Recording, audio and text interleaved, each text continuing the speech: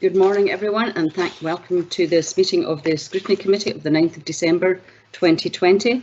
I'd like to welcome all members to the meeting and to any members of the public and the press who are joining us online.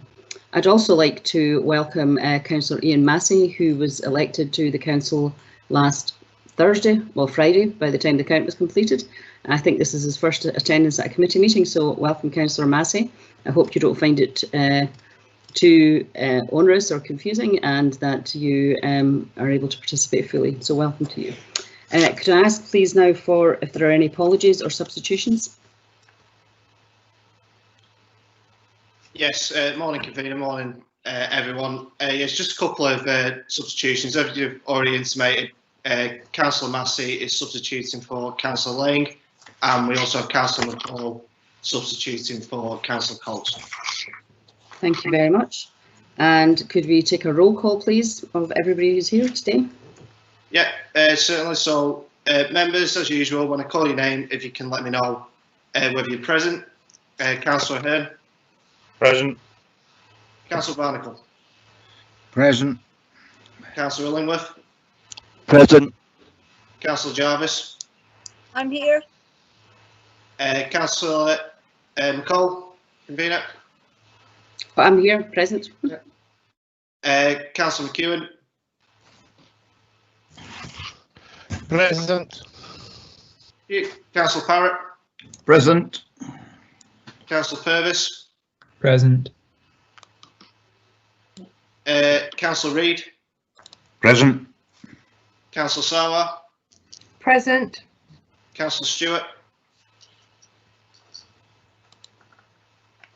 Present. Thank you. Councillor McCall. Present. Thank you. And Councillor Massey. Present. Great. Thank you very much. That should be everyone in attendance, convener.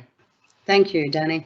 Can I just also please remind members that if you have any questions or comments, to please use the meeting chat function. As usual, put Q in the box if you want to ask a question, and C if you want to make a comment. Thank you very much. Now, are there any declarations of interest on today's agenda?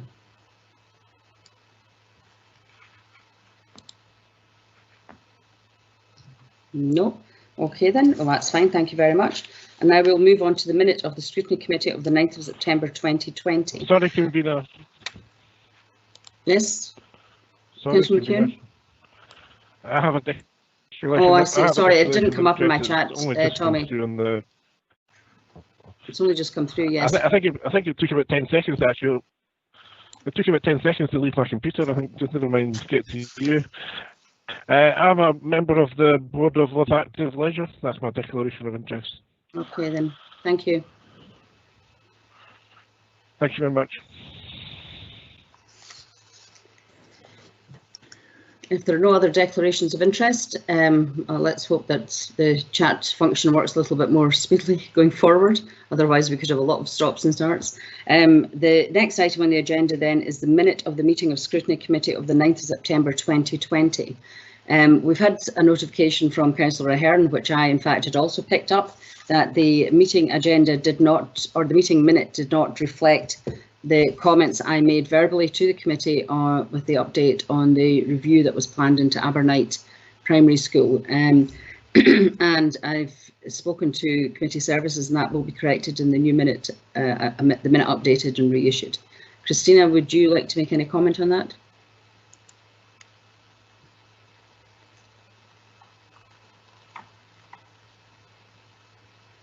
Christina Flynn here.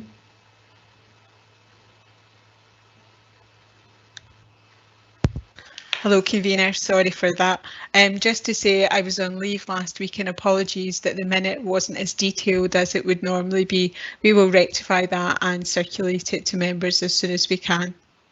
Thank you. Councillor Ahern, do you have any other comment to make on that correction? Thank you, convener. No, I'm happy with that. It's just also that understanding orders, it would have been, we wouldn't have been able to comment within 2 days of the committee. However, the papers were actually submitted within the 2 days. So I'm glad that the comments were taken and allowed to be amended. Thank you. Thank you. Thank you, Chris. I appreciate your input here. If there are there any other comments or corrections to the minute of the 9th of September 2020? Can we therefore approve the minute? Happy to approve. Approved. Approved. Thank you. Thank you, everyone. Okay, so now we move on to agenda item 4, which is a presentation by from Live Active Leisure. And Danny, can you let me know if all the members of Live Active Leisure are here?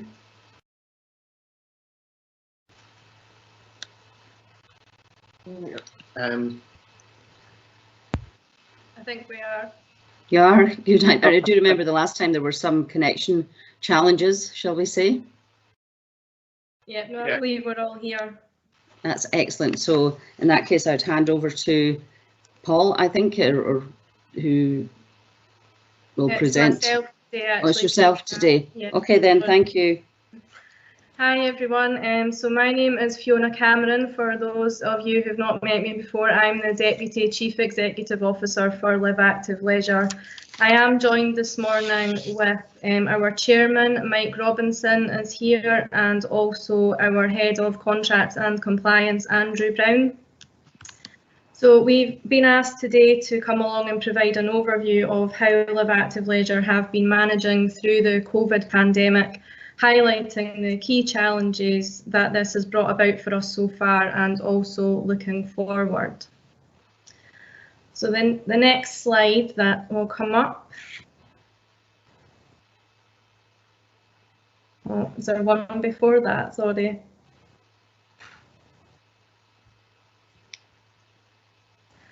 Yeah, so this first slide is really just a reminder of LAL as a business pre-COVID. So it's just some high-level stats that you'll have all seen before in various presentations that we've given. And really, it's just there to provide some context as we go through what has been happening since March. And obviously, with a key point for us at this point is normally in a year we do have a £10 million combined turnover, of which £4.5 million is the contract fee with the local authority. So this does mean in a normal year we would expect to generate around £5.5 million of customer income and funded income jointly. And obviously, due to COVID, this has probably been one of our biggest challenges, that we've not been able to generate any customer income. So as I said, this slide is really just a quick reminder of LAL for context as we go through the rest of the presentation. So I'm actually going to hand over to our Head of Contracts and Compliance, Andrew Brown, to take us through the next part of the presentation. Okay, good morning all. I thought it'd be useful to provide a very brief overview of how we initially responded to the pandemic and the work that we undertook through the period of lockdown. Live Active Leisure have got a vital role to play in the health and well-being of our communities, and we continue to provide support wherever possible. Our active schools teams continued to provide school and pupil support remotely. The company's well-being team did everything they could to stay in touch with customers, providing phone call contact to ensure that the risk of social isolation was minimised, but also providing advice on how to stay active in the home. Our community sport team continued to stay in touch with sports clubs throughout the region, and through partnership funding, we issued several COVID support grants to support clubs and to aid them through this challenging period. There was regular, there was regular features, newsletters, surveys and online fitness content updates to our customers through our social media channels and our website. And despite the fact that our venues closed in March, we responded with agility and flexibility to community requests and needs. Bell Sports Centre, Moncrief and Tulloch community halls were all quickly made available and used by the council and community groups for essential support during that initial period. In order to ensure that the company was in the best possible position to re-emerge, we took advantage of the government's job retention scheme and placed the vast majority of our staff on furlough, retaining only a small core team to complete the work I've just described, but also to ensure that our venues and services were ready to restart when restrictions were lifted.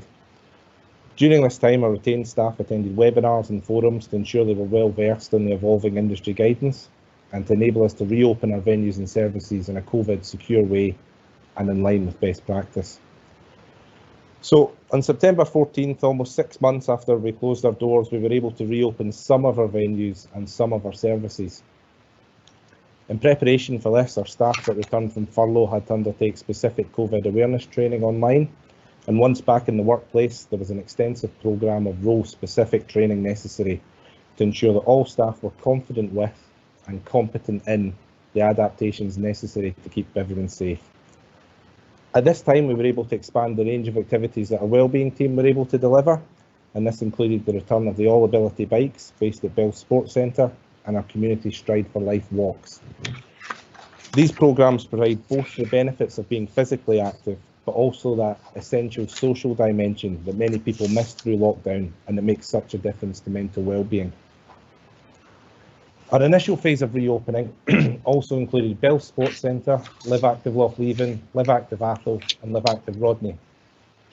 These venues were by no means operating as normal at that time, but we were able to offer a programme of group fitness, fitness gym, lane swimming and club swimming. We reopened on an incremental, phased and cautious basis with reviews every 3 weeks based on the latest government advice and customer and staff feedback. And whilst usage levels were only a fraction of what they were under normal circumstances, the pleasing aspect of our reopening was the positive feedback received from customers and the confidence that they said they had in the COVID control measures that we had in place. Another positive was the high levels of compliance we saw for such measures. With few exceptions, our staff rarely had to intervene to remind someone either to wear their face covering, wipe down their gym equipment, maintain distance or follow the one-way systems. This was a concern of staff as they came back to work, and therefore it's been very pleasing to note that those customers that have returned are very keen to work with us and support us in ensuring that our new ways of operating are a success. Our staff feedback over this period has also provided us with the assurance that our control measures are working and that colleagues feel safe at work. Such feedback's allowed us to address any issues promptly and that staff have the opportunity to shape the way we work. So our second phase of reopening was on the 19th of October after the school holidays and included those venues which are part of the school estate, such as Live Active Blairgowrie, Lochleven, North End, Inveralben community campuses, where evening and weekend community access has been possible, which limits the opportunity for school and community use to mix and for the virus to spread. The venue set up at Strathearn, where the Live Active venues joined onto the community campus, also allowed us to deliver a midweek daytime programme from this venue. In late October, we were also able to reopen Dewars to accommodate our curling leagues and indoor bowling, and in November we were also able to resume swimming lessons at Lochleven, Strathearn and Blairgowrie. And our preschool and junior gymnastics programme also returned to Bell Sports Centre. If you can move the slide on, I'll cover a few key issues.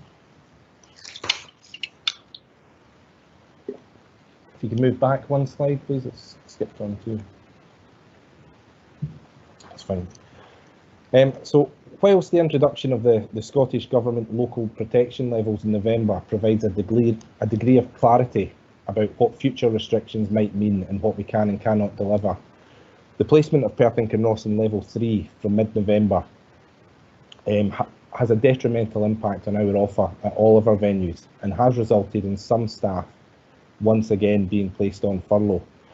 Our adult group fitness programme can't operate in this level, and we can't operate any adult outdoor contact sport, so it has been a challenge. The most notable impact of moving to level 3 is that after only 3 weeks of reopening and a significant amount of work going in to get the venue ready to open, Dewars has had to close. Curling and indoor bowling aren't permitted in level 3, and the venue was also being used to accommodate many of our wellbeing classes. Whilst we can furlough many of the staff at this venue, we still need to maintain the ice and the indoor humidity levels, and therefore the bulk of the operating costs remain. And like every business or charity at the moment, the company's financial position is challenging. Over the period of lockdown, the customer income that we rely on was close to zero. However, we continue to have to manage costs including staff wages and property costs for our key core venues. The company have continued to receive the contract fee from the council through the pandemic, which is appreciated, but in addition, we have also been required to allocate funding from our reserves to support the charity during this time. As I said previously, the company have benefited from the government's job retention scheme, and a large percentage of our staff either remain entirely on furlough or have returned on a flexible furlough basis where they're working part-time, and the extension of this scheme through to March 2021 is welcome. At this time, the company hasn't benefited from any industry-specific support funding, although Community Leisure UK, the Sport and Leisure Association body, continues to work alongside other partners, such as Sport Scotland, to lobby government for further financial support. Austerity has challenged and changed the services we delivered prior to COVID, and the additional financial uncertainty we now face will require consideration and review of shared priorities as we move forward. Whilst the government and the sporting national governing bodies have provided comprehensive guidance and outlined the basis on which we can operate our venues and services, the guidance itself is complex. Without going into the full granular detail of it all, as an overview, there's differences in the requirements of individual sports and activities. There's differences in arrangements by age group, if it's adult, child or youth. There's differences in arrangements if it's a non-contact or contact sport. There's differences if it's indoor or outdoor. And there's different considerations for events and large audiences. On top of that, as we provide the facility management arrangements in our core venues, then there's additional building requirements like enhanced cleaning, revised access and egress routes, reduced capacity, revised booking and admission arrangements, and requirements for increased ventilation, and a whole range of other health and safety considerations that us and many others like us have had to put in place. An additional layer of complexity was added because of discrepancies between the Education Scotland guidance for indoor PE and the national governing body guidance for club sport. The impact of this has been that we haven't yet been able to resume all permissible indoor activity within our venues on the school estate. Our building stock's ageing and will require further capital investment to ensure venues operate as efficiently and effectively as possible, and to ensure that those financial resources that are available are able to be utilised in the areas that will make the most impact. And the PH2O vision remains an integral part of achieving this. As an example of recent investments, during lockdown, when easing of restrictions allowed, we took the opportunity to bring forward maintenance of our pool plant at Lochleven and Strathearn. This is work that would otherwise have required a venue closure at a later date. These works came at significant cost, but will largely be unnoticed by our customers. Significant works at Perth Leisure Pool were also brought forward for the same reason during this time in anticipation of the venue reopening. However, as you know, the flooding in August has meant that this venue remains closed. Whilst it's not a direct consequence of COVID-19, the current situation with Perth Leisure Pool presents significant issues for the company, not least the fact that there is no income generation from our busiest venue. Councillors have recently been briefed on the options for a temporary pool provision, which have been investigated and unfortunately ruled out. This means that the venue is likely to be closed until September next year, and the company's focus is now on working with the appointed consultants to ensure that the venue is indeed reinstated by this time, if not sooner. We're also trying to accommodate as many groups as possible affected by the closure of Perth Leisure Pool across our other venues.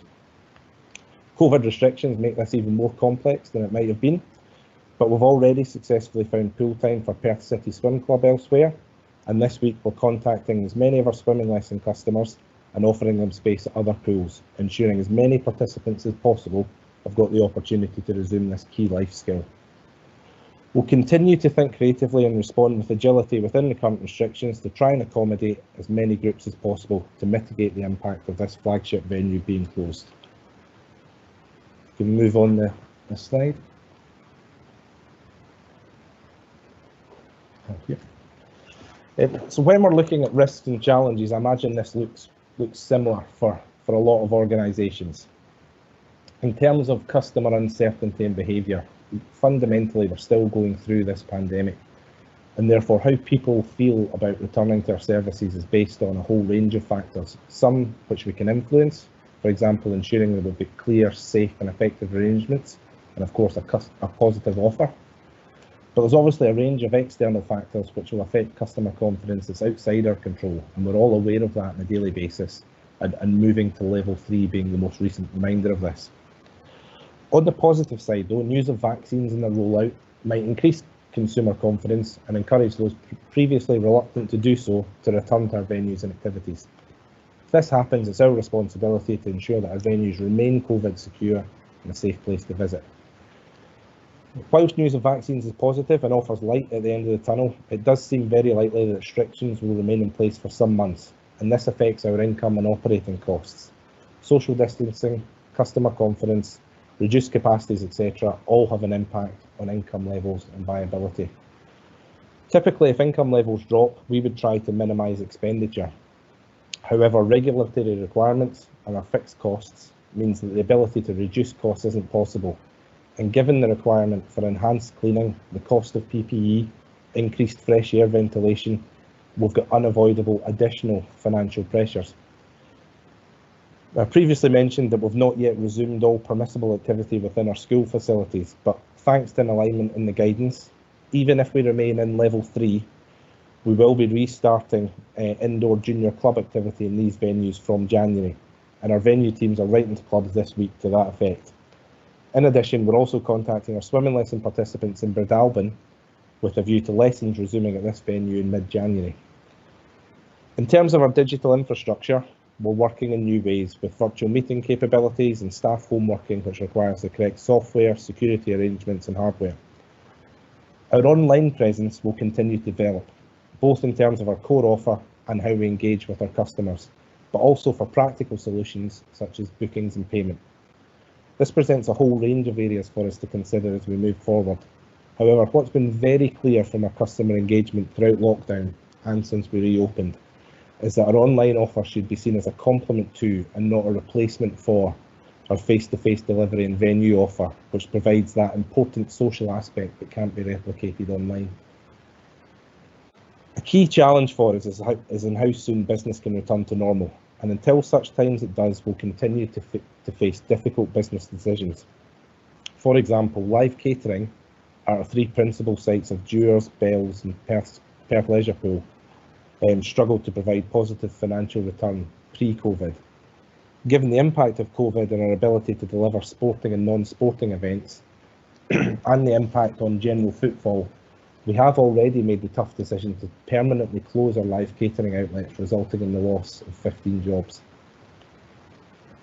However, there is once again an increasing awareness in the role that physical activity and maintaining an active lifestyle plays in providing resilience to infections. We have to see this as an opportunity for the company and indeed the wider industry. And in terms of delivering on any key public policy outcomes following COVID, we're well placed. And we would hope that this manifests itself in investment in the activities and services we deliver. We continue to engage with partners and stakeholders moving forward, and we receive a considerable amount of external funding from several organisations which supports a range of the activities and programmes that we deliver. As we re-emerge from this period, it will be vital that we not only continue to secure the funding that we have historically attracted, but that we are proactive and responsive to opportunities which might arise and will benefit our communities. We remain confident in our ability to attract such funding. However, we are already experiencing that due to the uncertainty, some partners are only able to commit to short-term agreements, i.e. 1 year rather than 3. As a company, we are embedded in our communities and their health and well-being.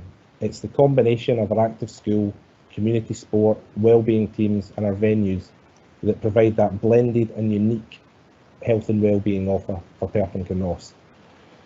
The message around the benefits of living active lives has never been more important than it is now, and providing opportunities for our communities to get active has never been as vital, and therefore the company will continue to engage with colleagues in PKC to ensure that this message and these opportunities form an integral part of the Perth offer. Thank you. Thank you, Andrew and Fiona. That's a very comprehensive presentation, and certainly very interesting but sobering an analysis of the situation facing Live Active Leisure. I do agree with the point you made about the importance of physical activity being much more well known and accepted and embraced, in fact, by members of the public. And I was very pleased to hear the other evening at a community meeting that, in fact, the all ability cycling has increased in its numbers and membership. So hopefully when things do resume, then we'll see a similar increase in other activities that Live Active Leisure offer.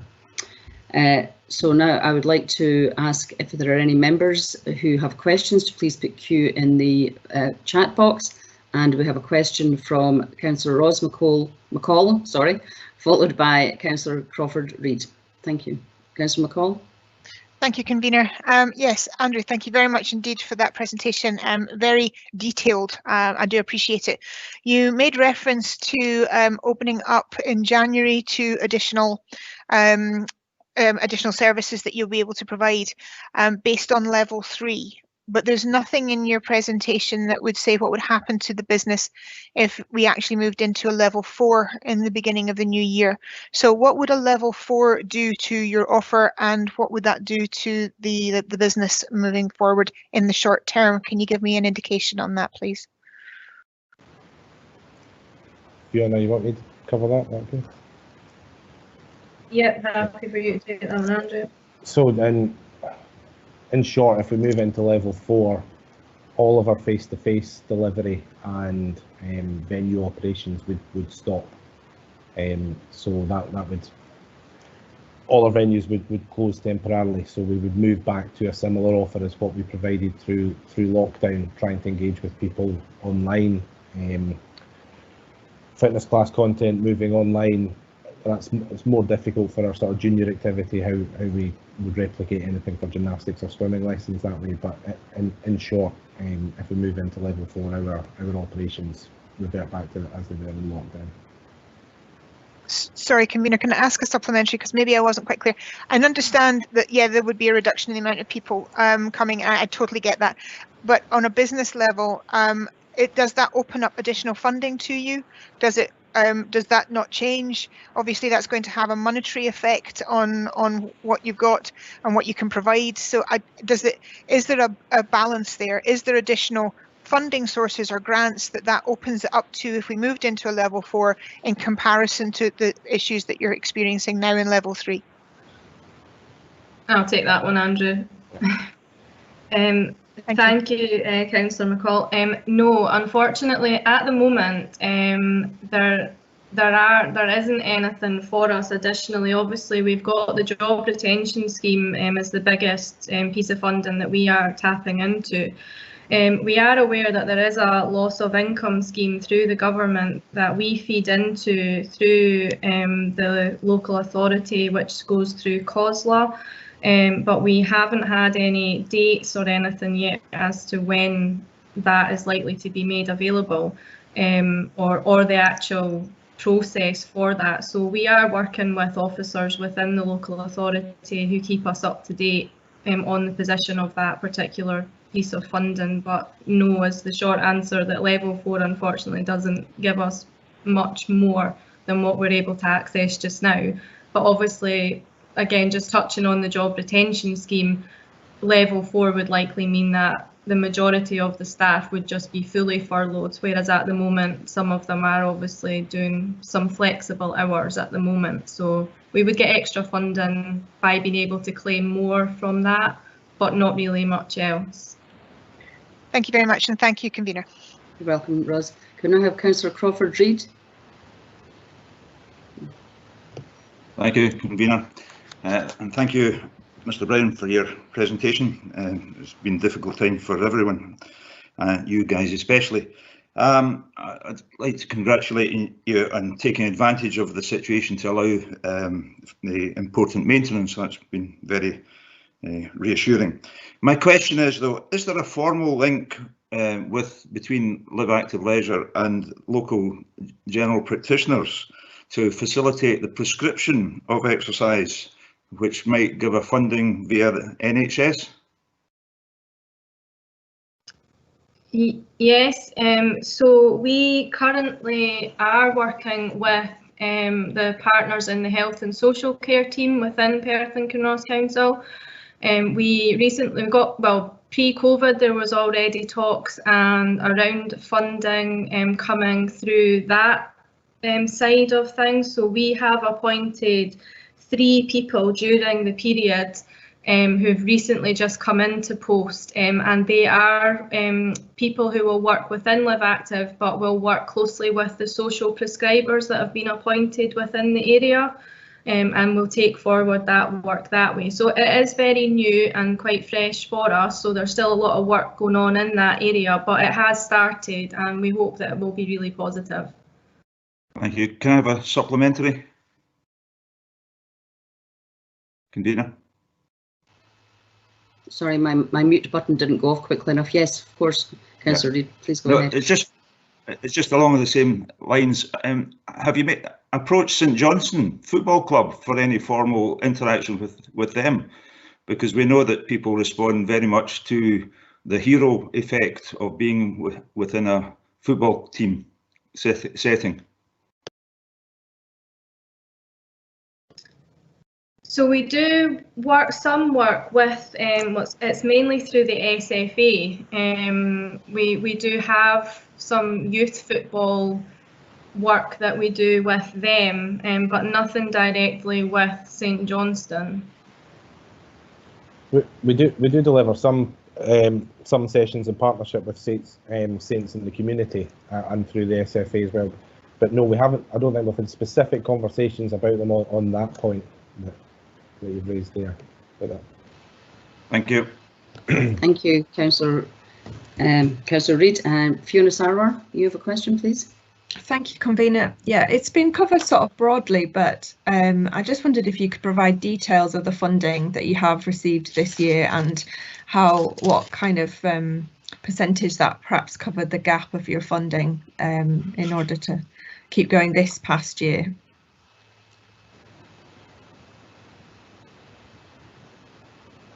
So the main source of funding has been the job retention scheme. I don't have the exact percentages or details of that in front of me, unfortunately, but I can certainly get back to you on that.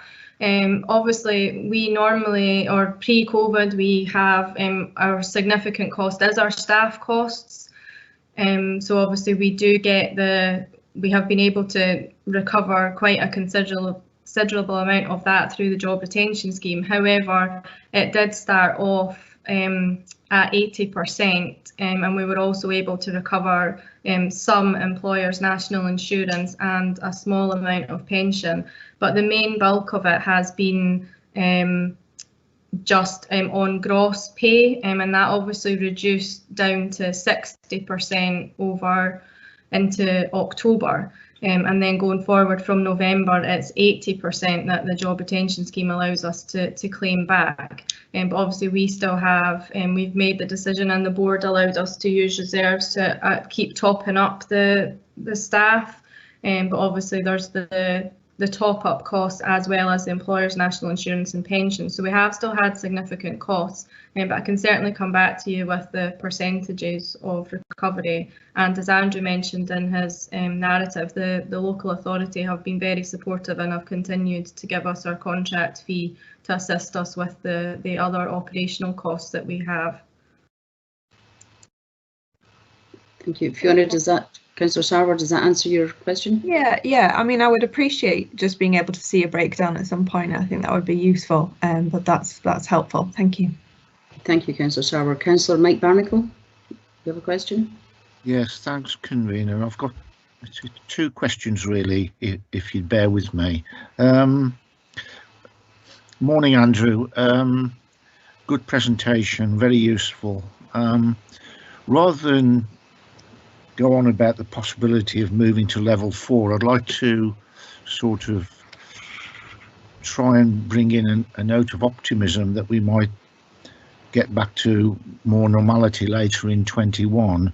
But the first question, part of your presentation, you mentioned you'd had to close live catering with a loss of 15 jobs. I think that's what you said. Would you intend to reverse that moving forward once these lockdowns ease, would you intend to reverse that decision? That's the first question. And the second question is, I've been in dialogue with the Chief Executive and intend to write to the Leader of the Council and the Opposition. In Kinross, we're losing our last banking facility in March. And one of the things I suggested to the Chief Executive, who thought it was a good idea, was, and I presume you're responsible for the operation of the school campuses, would there be an opportunity to have, in liaison with the banks, a banking facility in the areas where there's campuses where they've lost all other banking operations, or would you have security concerns about that? Those are the two questions. Thank you, Mike. Who's going to? I'll take the Fiona? first question on the catering. Well, actually, I can just take them both. Probably Andrew might want to chip in on the second one. So the live catering, one of the challenges that we have with the live catering is the ageing infrastructure of the buildings that we have those catering outlets in, and they're not the most efficient, and they would require huge investment into making them an efficient operation. So we, at the moment, the only way that we would be able to reintroduce live catering back into the facilities would be through future investment into the actual facilities. So we at the moment, there is no intention to reverse it in the current format that it was previously. With regards to the banking facilities within the campuses, that really would need taken back to the council, that question, the council, you know, yourselves and the leaders within the campuses. We only operate the sporting facilities within the campuses, so we have no say in what kind of operation would go into the campuses from a banking facility point of view. So we wouldn't be able to answer that question, unfortunately. Thank you, Fiona. Mike, does that answer your questions? Yeah, that's fine. Thanks very much. I know where to go now. Thank you. Thank you, Councillor Bartle. And Councillor Anne Jarvis, I think, has a question, followed by Councillor Ahern. Yes, one of my questions has actually been answered, but the other one is more from my own information. You explained the problem with the skating rink and, you know, how expensive it is to keep it going. But if it were to shut down, how long would it take to reinstate it?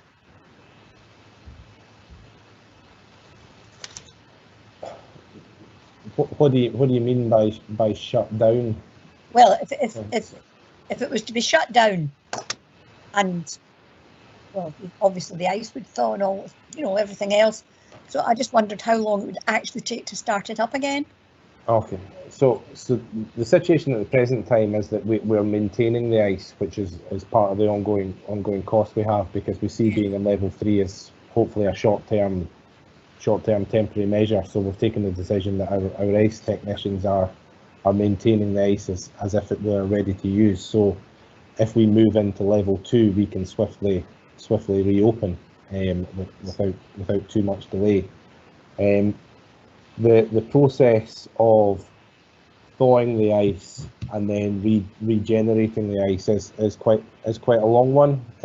I don't know the exact specifics, but we could, if we start from a bare concrete pad, I think we're looking at least a month before we reopen, but we're not in that situation. The ice is maintained and ready to use at the moment. Okay, thank you. It would be really have a big problem if you're going to be shut, I think, for longer than a month. Thank you very much. I say that was purely for my own information. Thank you, Councillor Jarvis, and thank you, Andrew. And Councillor Chris Ahern, do you have a question? Yes, Convener, thank you very much. Thank you very much for a good presentation. My questions regards the moving of the swimming clubs, and you mentioned in your presentation that you've moved some of the clubs from the Perth pool to some of the other venues that have pools. My question is, should we be successful and we start moving down the tiers to tier 2 and hopefully to tier 1 before September, what sort of capacity do you have in the other venues to take all the clubs, and are clubs currently missing out because there's no capacity at other pools? And would the pools be able to take on normal public swimming as well? So I'll pick that one up. So in terms of the clubs being relocated from Perth Leisure Pool, the biggest club is obviously the Perth City Swim Club itself. There's also the Masters and the Dolphins session. Perth City, we've been able to offer almost the same amount of pool time as they had pre-lockdown at Perth Leisure Pool across the other venues, but appreciate for the club there's challenges with that in terms of getting their volunteers and their members to those venues. And pool timetables are always a difficult balancing act. As we move down the tiers, the situation we face is probably not too dissimilar to what we face in normal circumstances anyway. There's always a fine balance for us to strike between swimming lesson time, public swimming time, and club swimming time. So yes, there is some capacity in pools, but obviously with our biggest venue being closed, trying to relocate all the activity from that venue into what are much smaller venues is a real challenge. So there is a compromise in every area, but what we've done is we're taking the opportunity as well to review when the public sessions were, to make sure that they're at the best possible times, and we're doing the same with clubs as well. So it is a fine balancing act that evolves as we go. So we've committed to meet with the clubs on a monthly basis as restrictions and as levels change, so as we can communicate to them the impact of changes, and we will probably end up tweaking our timetables more than we would under normal circumstances as we respond and as we go through. But part of the challenge with the current restrictions is we can't just run, it's not just a one session all the way throughout the day. We have to build in banks of time between sessions so as incoming customers and outgoing customers don't mix. We've had to reduce the capacity of the session to ensure that we don't go over the maximum capacity of the building, and to ensure that social distancing can be maintained. So it is not without compromise, but we're doing our best to make sure that all stakeholders are kind of engaged and aware of what we're trying to do. But there is a challenge in it. Thank you. Thank you very much, Andrew. I don't see any other questions in the chat box, and I have one question myself that I suspect may have been partially answered to Councillor Reid's question. The question really is about GP referrals and therapeutic services, specifically in the leisure pool. And while I very much welcome the relocation of the swim club and learners to other pools, I would like to know what facilities, if any, are being made available to those patients who have been in receipt of GP referrals to specifically water therapy or therapy in the pool. I'll pick that one up just now, Fiona, and that's something that we're still working on, to work out how we can fit those sorts of aquatic programs into our timetables at other pools, but also taking into account that it wouldn't be in the local venue anymore. So working out the logistical challenges round about that. So we have not yet reinstated any aquatic-based GP referral classes or aquafit classes of that nature. We've not been able to get that in, but that's something that we're continually looking at. Okay, thank you very much, Andrew. I don't see any other questions, and apart from my last one there in the chat box, does anyone have any comments they wish to make on the presentation from Live Active Leisure?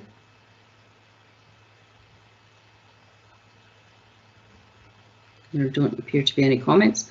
So in that case, it just leaves me to thank yourself, Andrew, Fiona and Mike for attending today. It's very much appreciated, as always. And hopefully the next time we see you before this committee, we'll have a bit better clarity on the reopening of all the facilities and the resumption of services. So thank you very much for your time today. Okay. Thank you, and thank you for the opportunity to come along and present to you today. You're always welcome, Fiona. We always like to see Live Active Leisure here. Thank you very much. Thank you. Bye-bye. Bye. So for the next two items on the agenda, I'm going to hand over the chair to Councillor Parrott, who will take the lead on those. Councillor Parrott, are you ready? Thank you, Convener. Yes. Paper 5 is the Attainment and Pupil Equity Funding Update for 2020, and I understand Jackie Pepper is to introduce this paper, so I would hand over to her now, please. Thank you.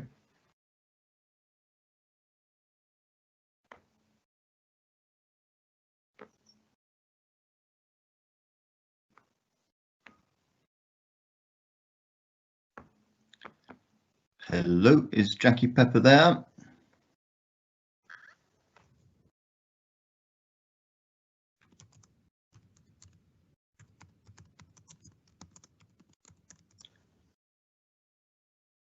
Hello, can anyone hear me? I can hear you, Councillor Parrott. Okay, I've got a message. I understand Sharon Johnston is going to introduce this paper. Please go on, Sharon. Thank you, Councillor Parrott, and good morning, everyone. This report provides an update on progress made in Perth Kinross to raise attainment and close the poverty-related attainment gap in our schools and nurseries. It outlines the range of measures implemented to improve performance and monitor progress of improvements, and it includes the use of the Pupil Equity Fund to support learners. It also details the measures used to understand performance for all learners in closing the poverty-related and other gaps in learning. This report meets the Council's requirements to report to the Scottish Government on the National Improvement Framework for Education and also on our expenditure and the impact of our Pupil Equity Fund in Perth Kinross. In 2019-2020, Perth Kinross schools were allocated just over £1.6 million of funding, and this was allocated directly to schools to enable them to target support where it was most needed. The past academic year, as you know, has been an extremely challenging one for obvious reasons, and some areas of our performance information have not been able to be completed as a result of this. The focus on this session will be a return to higher degrees of looking at our data to inform what we need to do to ensure continued progress and improvement. We recognise that this is a pretty dense report with lots of data in it, so we did produce a short animated video which we hope to show in a moment, and that will just highlight the key strengths such as our improvements in literacy and numeracy across all year groups from P1 to school leavers, as well as signs of poverty-related gaps closing. Leaver destinations and post-school participation rates continue to improve, and figures are some of the best in the country. Increasingly effective partnerships are taking place between our schools and colleges, universities, our employers, and the Developing Young Workforce Board to prepare young people for the world of work. And this is increasingly important in this year. The video also indicates the areas for continued focus across our schools and nurseries, which do centre on poverty-related gaps and the wider attainment areas beyond literacy and numeracy, and school attendance continues to be a major focus for us in Perth Kinross. Over the course of 2019-2020, the Raising Attainment Board was further strengthened with representatives from across ECS with a remit to oversee and steer council-wide efforts to drive improvement performance. An online Closing the Gap PEF planning tool has been developed, and that's been in partnership with Education Scotland, which is being piloted during this session by a group of schools. And that will help us to carefully plan and track planned interventions and monitor the progress being made over the course of the year. So we'll just show the short animation and then we're happy to take questions after that. Thank you, Convener. Thank you very much, Sharon, for jumping in there in Jackie's temporary absence. Thank you very much for that comprehensive presentation. If I can take questions now, if members can put questions into the chat box, and I will take them in order. Thank you.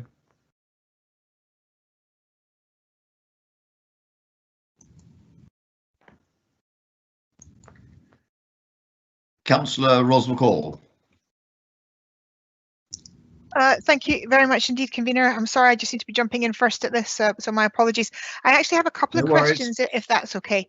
Sharon, thank you very much indeed for that, and thank you very much for the report. I thought it was great. I'm just trying to make sure I'm on the right page. Yeah, I think it was page 45 of the report when we were looking at numeracy at all levels, between level 4 and level 5. There seems to be a drop. We seem to be showing reasonable percentages all the way along on level 4 as far as percentages across the concerned, but as soon as we move up to level 5, it seems to make a drop. Can you give me an indication of why we've got that issue with numeracy? Excuse me, Councillor McCall, I'm just looking at trying to get to the page. It's taking me a wee while.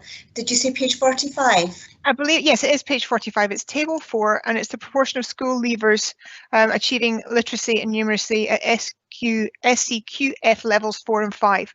And it's just that one table, and we've got the years going 6, 17, 17, 18, 18, 19, and we have a similar pattern going all the way along through numeracy.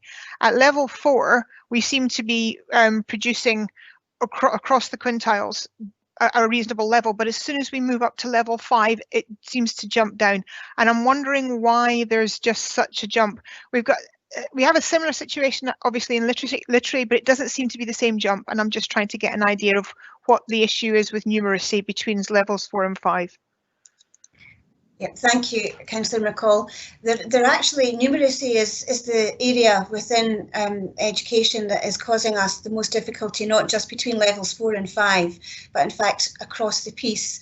And aspects of numeracy and writing, in fact, are the two areas that are an area of focus for us. We have had some real difficulties with our numeracy attainment at level 4 and 5. We have seen increases in level 4 that are greater than level 5. So we are seeing increases, but we recognise that that's a focus for us in Perth and Kinross, and indeed nationally. So we have a number of targeted interventions in place in secondary schools, and indeed in nursery and primary also, to address that gap. But the trajectory is an improvement. We are still needing to do more in N5. Okay, thank you. Convener, I'm happy to leave my questions if you want to go to the video now, and then I can come back in if that would help. Thank you, Councillor McCall. That's kind of you. Sharon, do you want to proceed with the video just now? My apologies for that. No, not a problem, Councillor Parrott. I think it will be Committee Services who's doing that. Okay, I'll leave it up to them to press whichever buttons are needed.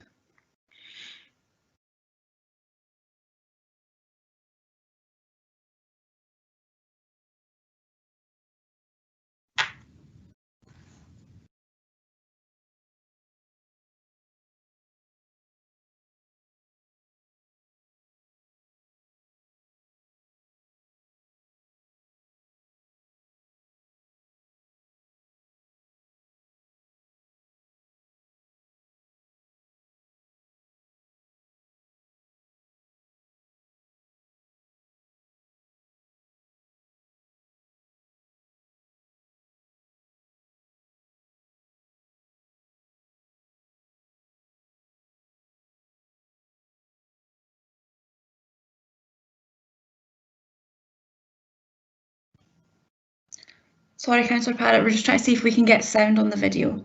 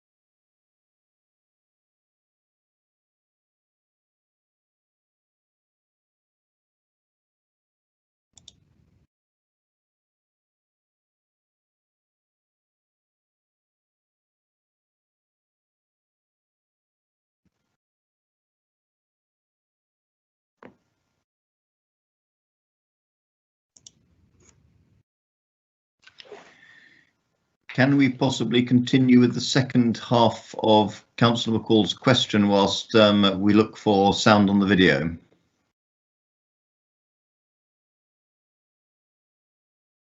Yeah, certainly, convener. Sorry, you've now caught me on the hop. I was just looking for the right page, so my apologies. Okay. Yeah. Sorry, just make sure. Yeah, on page 22, I believe it was. Sorry, I'm just trying to find it. My apologies. There is reference to speech, language, and communication milestones likely not to be met. I know probably this might have been addressed maybe in the video, but why they're not being met, and how are we addressing it? Thank you, Councillor McCall. I'll pass over to Ben Scott, the Service Manager for Early Years, but if I just start a response to your question. Speech and language have always been an issue, and they're picked up extremely early through the 27 to 30 months checks, and also in our preschool developmental milestones. And literacy in general has been a particular issue for us, and it's one of our key areas of intervention. We do start that intervention extremely early through the Parenting and Family Learning team and through our early years framework. And if I pass to Ben Scott, she'll be able to give some indications of the interventions that we're currently working with.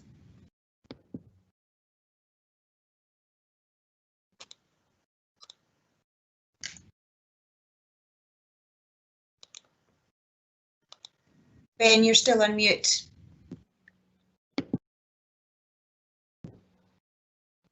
My apologies.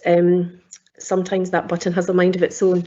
Thank you, Sharon, and thank you, Councillor McCall, for your question.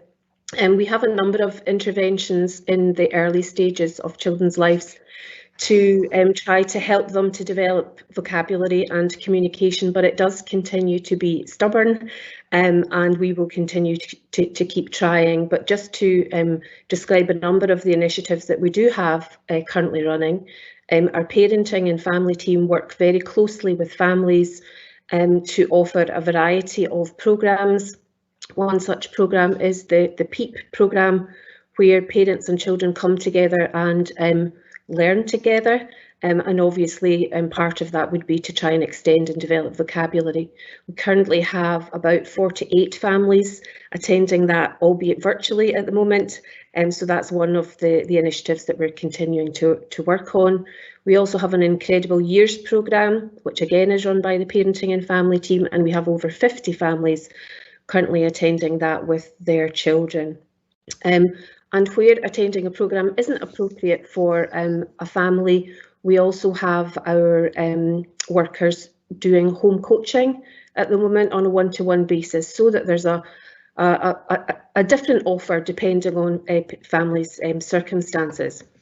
In addition to that, when the children come into nursery from 2 years old now, we also have a number of initiatives that we're running along with nursery staff and practitioners, because we feel that it's the practitioners that are best placed to work with the families and have those relationships.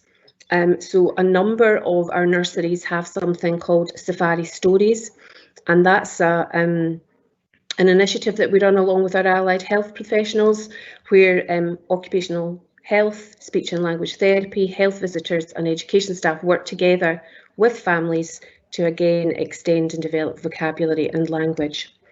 And we also have an initiative that we run with our speech and language therapists, which is called Closing the Communication Gap. It's sometimes called TLC, which is Talk, Listen, Communicate. But really, again, it's a joint piece of work between ourselves and speech and language therapy, where we work with practitioners to upskill them to ensure that we are extending and developing language. But it continues to be a stubborn issue, but it's one that we will continue to work on. Councillor McCall. Thank you very much for that, Ben. Thank you for the response. And if I could just be indulged once more for just a small one, and then I will disappear entirely on this subject. Very quickly, Rose. Absolutely. There was a reference to a third of pupils across all schools having additional support needs, but I'm not up to speed as to whether this is a rising issue. So I just wanted a quick answer as to whether this is increasing. Thank you, Councillor McCall. around a third of our children with additional support needs is a pretty static picture. We've had up to 33% of our children and young people who have been diagnosed with some form of additional support needs. It should be noted that additional support needs can be very long or short term, and it's a very broad range of needs, from perhaps a bit of enhanced support for curriculum issues to some really complex long-standing needs.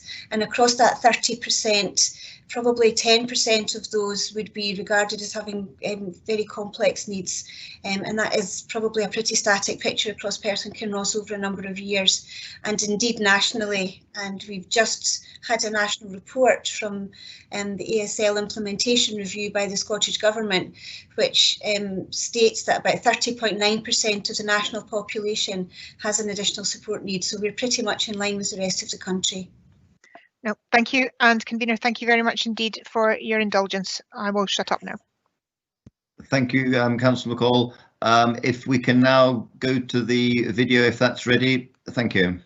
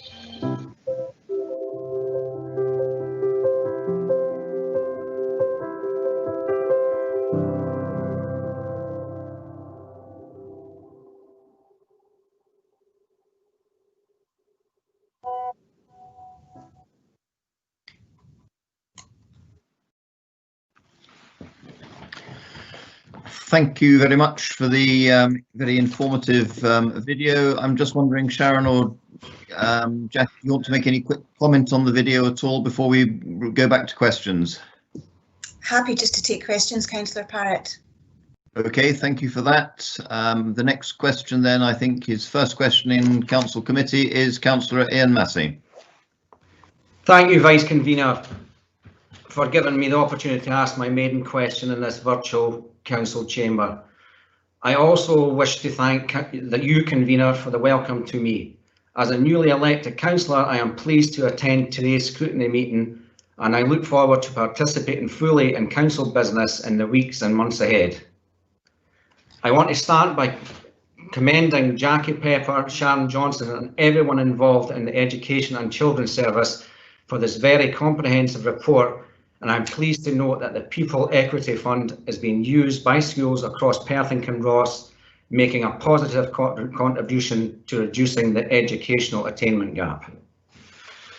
My questions are in relation to looked after children. While I welcome the improvements in numeracy and literacy, as described in the diagrams on page 30 of our document pack, I am concerned that the tariff points trend for the highest 20% of looked after children does not seem to be following the same trend as evidenced by the diagram on page 31, and that this in turn may have a negative impact on achieving, maintaining positive destinations for looked after children once they leave school.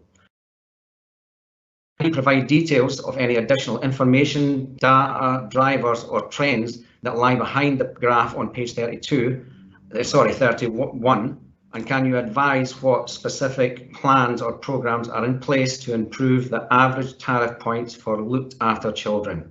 Thank you. Thank you, Councillor Massey. I'll pass over to Fiona Mackay, our Service Manager for Inclusion, in a moment, but just to say that we too recognise that looked after children's outcomes are not as positive as the population within the rest of the school population. And although we have made improvements and we can give some detail about, in fact, looked after children who are at home or accommodated away from home or who are in foster and kinship care, there are variabilities within the outcomes for those children. There is still a lot of work to do. So I'll pass over to Fiona Mackay, Service Manager for Inclusion, to give some details about the interventions that we are currently undertaking to improve that situation. Thank you, Sharon. In terms of some of the reasons why it's very complex in terms of the contributing factors for looked after children. However, we have initiated two specific projects at this point in time. One, the Praise team, which is a primary based resource that is working across all of our primary schools, targeting those young people where attainment of looked after children is lower. It's a multidisciplinary team that involves some teachers, a social worker and social care officer, so that we are taking a new and innovative approach to looking at the best ways of making differences. The focus of that team is very much about supporting schools in terms of their learning and capacity building, in terms of supporting looked after children, because we recognise that numbers are not decreasing. The second intervention that we've already initiated is a partnership approach with MCR Pathways, which is a third sector organisation that provide mentoring for secondary age pupils, and that is in the early stages of launching. We were ready to launch just before lockdown, but obviously that then became delayed. However, you will see some information coming out quite soon, looking for mentors from across our workforce and the private sector workforce to support the project in terms of taking it forward within 3 of our secondary schools. And the secondary schools that are involved are St John's, Perth Grammar School and Blairgowrie High School. That project's also been supported by some funding from Ganachie, where it means that we're able to extend the programme to also support those children who are on the edges of becoming care experienced, and in how we're taking that forward. We've also got a couple of approaches where we're looking at support for catch-up learning, I suppose, as we would call it, from lockdown, and that's involving extending some of the support through the praise team, but also working with another third sector organisation to look at tutoring and linking looked after children up with individual tutors. But that is at very early stages, because we only recently got notification from the Scottish Government that we could extend some of that funding to cover that. But it's certainly going to be a busy time, I think, for the next while in terms of how we improve our approaches around looked after children. Thank you, Fiona. I think Jackie wants to add to the response. Jackie. Thank you very much, Councillor Parrott, and thank you, Councillor Massey, for your question and interest in this area. One of the things I would draw your attention to is that the data for looked after children in this report is based on a 3-year average. And the reason for that is that the cohort of looked after children who are leaving school and obtaining qualifications and each level across each year group is quite small, so we have to be very careful about numbers in terms of establishing trends from that, and we keep a very close eye on it. But working across the service with services focused on looked after children through services for children, young people and families, and our education services, this is an area that we are closely monitoring and focusing our efforts. And I would also draw your attention to the fact that we have a corporate parenting plan that will provide a progress report for its work over the last 3 years, and this is a key element within that in terms of educational attainment. And as we move forward, we will be developing a new plan which takes forward the key recommendations from the Independent Care Review, which published in February of this year, and will set out how we take forward the key components of what's called the promise, and that's the report of that work. So you should see that coming forward in due course. Thank you. Thank you very much, Jackie. Ian, do you want to come back at all with a supplementary? No, not at all, thank you. Thank you very much. I think next question is Councillor Callum Purvis. Thank you. Thank you, Vice Convener. First, I'd just also like to add my welcome to Councillor Massey and to his place on the council. My question is about the issue of not being able to collect data for numeracy and literacy for primary 1, 4, 7 and 3. The reasons given in the report and the document are that it wasn't possible due to the coronavirus pandemic. What I would say is that it seems we had 3 terms of the 2019-20 academic session and predictions were able to be done. I'm just slightly concerned that if we haven't collected this data, as we all know, pupils being out of school disproportionately affects those from more deprived backgrounds. And as we're always trying to close the poverty-related attainment gap, I'm just looking for some reassurance that the fact that this data has not been collected will not negatively impact our efforts to tackle that, and also how we might be able to mitigate those effects going forward of the loss of data this year. Thank you, Councillor Purvis, for your question. And you're quite right, it is a concern if we're not collecting the data. What I should point out is that for this report, and this is the report that goes to the Scottish Government, what we report to the Scottish Government is published data. And as you know, with the lockdown happening in March, then we weren't able to routinely collect the data that we would normally do to send to the Scottish Government, and therefore it hasn't been reported. And so that means that we can't report it in these papers. However, the focus for all schools and nurseries since young people returned, and indeed before that, was to ensure that we were collecting data on engagement in learning and on progress in learning. So we provided a report to Lifelong Learning Committee in August which talked about the efforts we made to ensure that schools were keeping in touch with learners during lockdown, making sure that engagement was continuing, and where it wasn't continuing, that we were able to intervene. Since schools returned in August, then we've been very focused on looking at the assessment of progress during lockdown and obviously mitigating against some of the loss of learning in this term. So schools are collecting that data. They have their own data for their own learners. Our quality improvement officers have now done 2 term visits over the course of this session, and schools are continuing to predict attainment and assessment of progress across the year groups. So we do have that information within our schools. What we don't have is the standardised publication of our data to be able to put into a report. What I can tell you is that we're already looking at a particular concern in primary 2 and some other aspects of learning that we're well aware of and we're keeping an eye on. But it should be noted that probably our formal data will be affected by COVID-19 probably this year and into next year. We do intend though to make sure that we collect the data more formally in May of this year. Thank you, Sharon. Thank you. Callum, do you want to come back quickly at all? No, I think that's reassuring that we have been collecting those that data on the engagement, and I note that report that came to the Lifelong Learning Committee previously.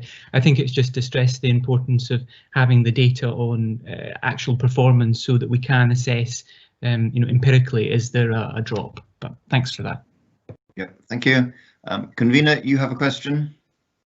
I do, thank you, although I think Councillor Purvis has partially asked some of my question, but I shall attempt to do so.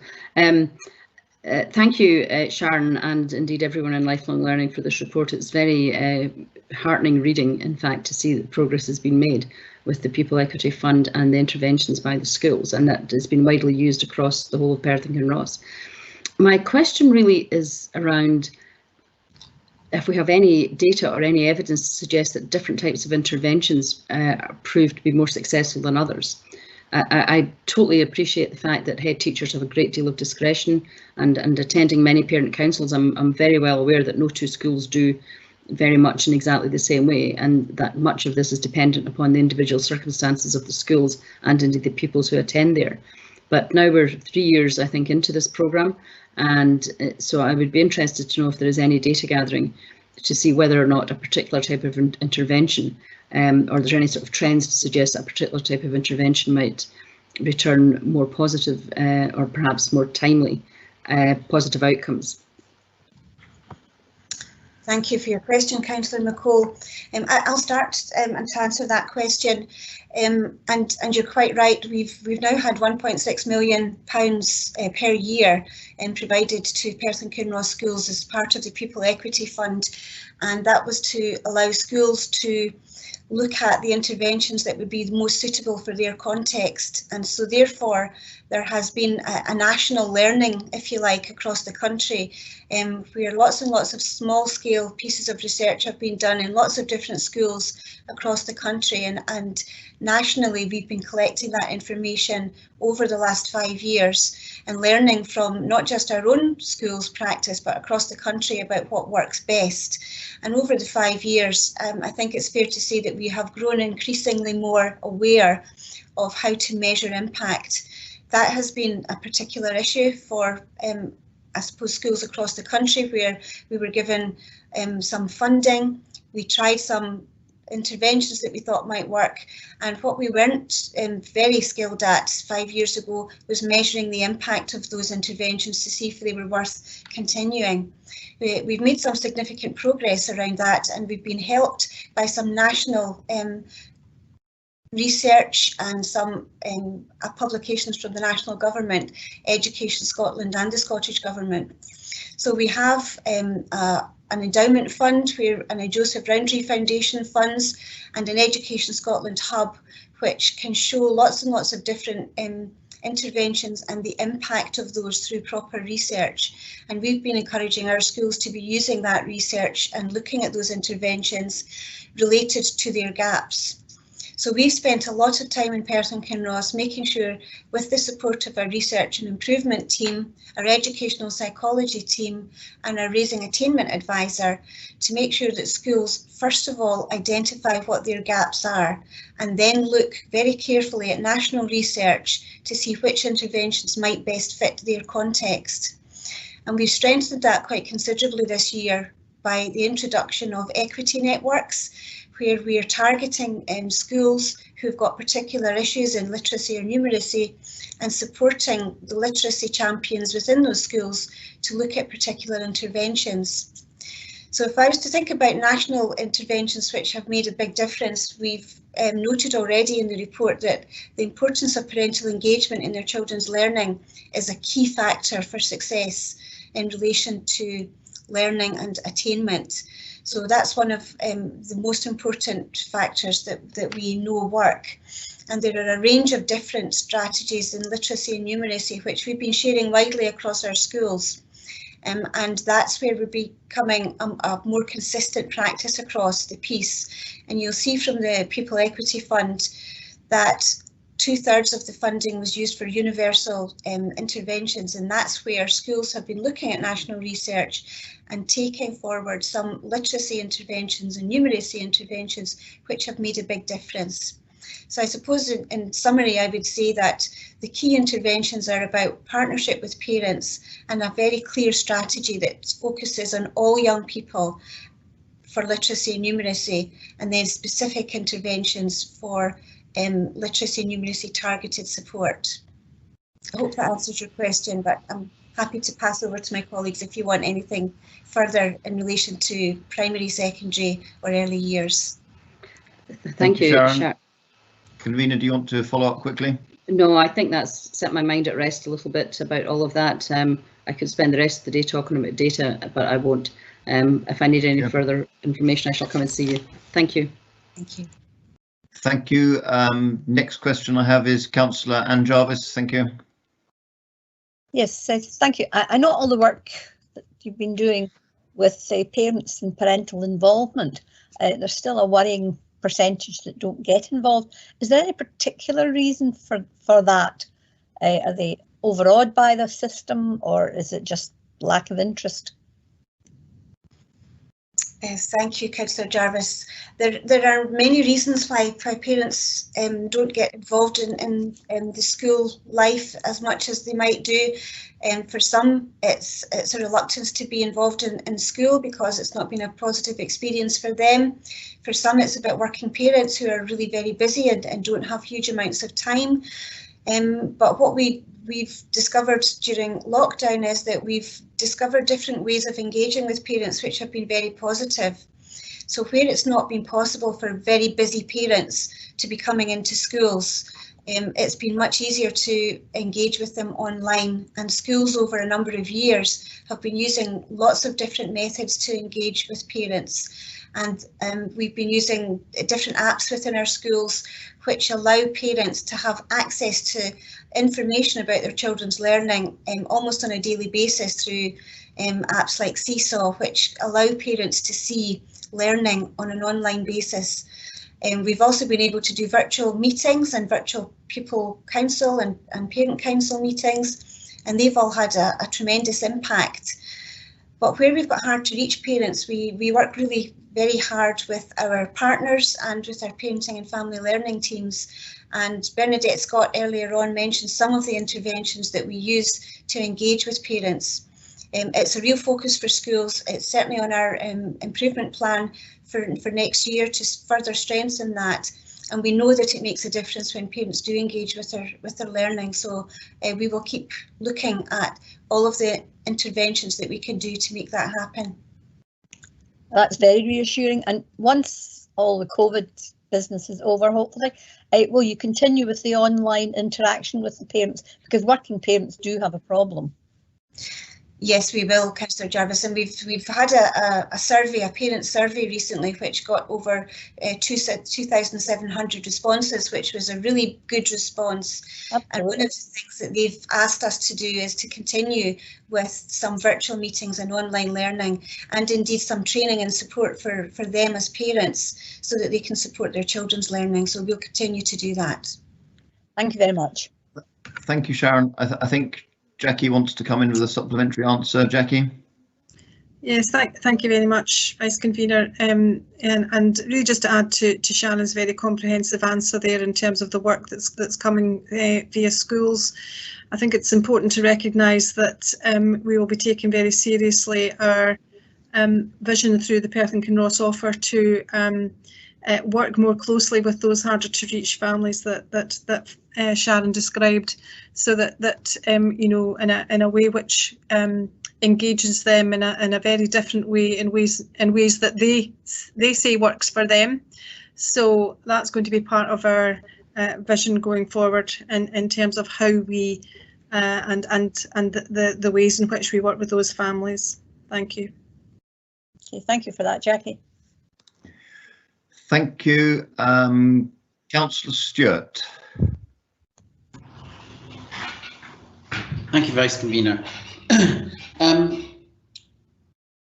There's a graph, I don't have the page to hand, or a pie chart showing, I think it's roughly 2/3 of the spend is on universal provision for attainment and 1/3 on targeted provision. So two related questions, but about different aspects of this. Firstly, is there any evidence indicating whether the targeted provision is better than produces better results per public pound spent than the universal, or vice versa, or are they about the same? Thank you, Councillor Stewart. It's a really good question, and in fact it's one of the ways in which we've learned a lot through the use of People Equity Fund, because the People Equity Fund was initially about targeted support, but what we've discovered is that actually if you don't have a strong universal offer for all learners, then you're going to have more need for targeted support, and it's a bit like prevention and early intervention, if you like.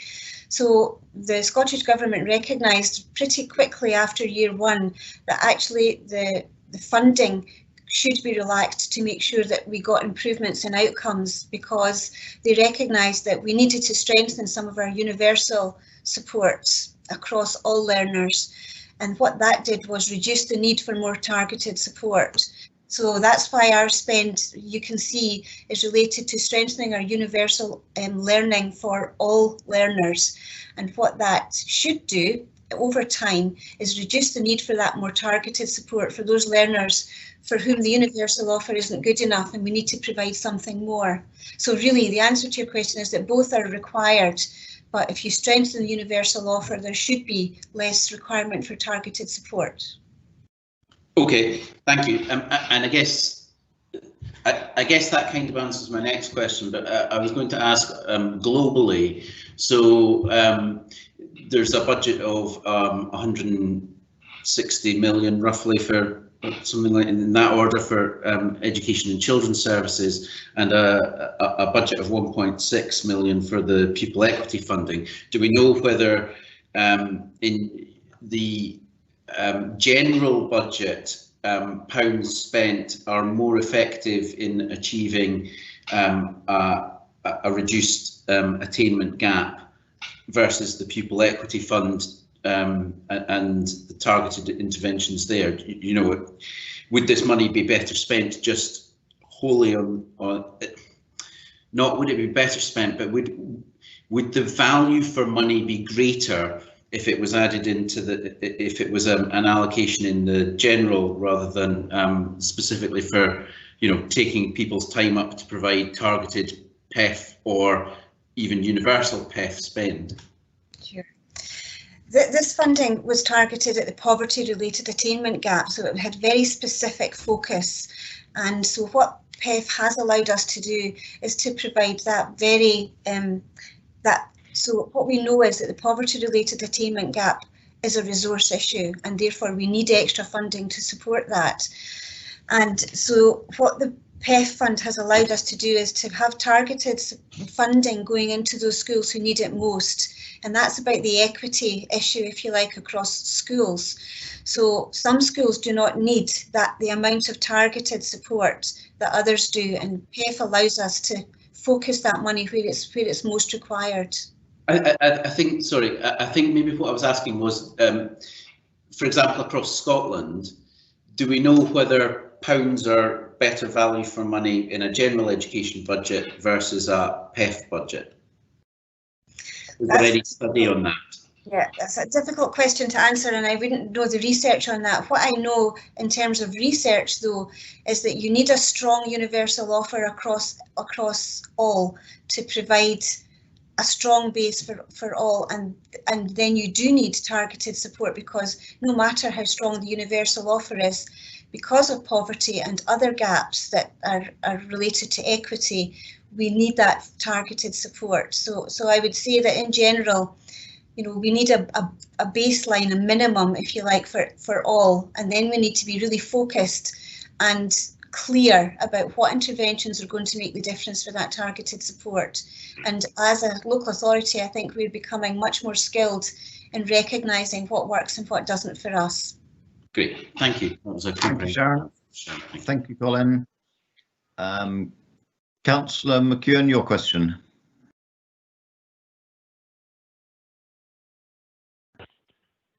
Thank you, Vice Convener. I've got two questions, but what I'm going to do is I'll bookend them together because they sort of bookend the actual whole report.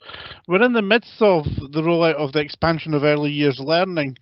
So the first part of my question sort of goes along with, why do we invest so much in the early years and not just actually focus on teenagers at high schools? And the second part of my question, at the back end, Perth Kinross does really well in the performance indicator 4, which relates to improvement in employability. So what are the actual activities that pupils do at high school to improve their employability and actually meet this very good target where their positive destinations are so high in Perth Kinross? Okay, thank you, Councillor McEwen. I'll answer your first question, and then I'm going to pass to David McCluskey from our secondary team to talk about the very positive results at the other end, if you like. But in answer to your question about why we invest in the early years, it's similar to the question that I answered in relation to Councillor Stewart, because we know through research that if we focus very much on the early years and intervene at the earliest stage, then that has a better impact longer term than if we have to intervene at any stage further along the line. And so there's very good research to recognise that within the first 3 years of a child's life is the highest level of growth, if you like. And if we can intervene at that stage where a need is recognised, then we have a better chance of longer term success.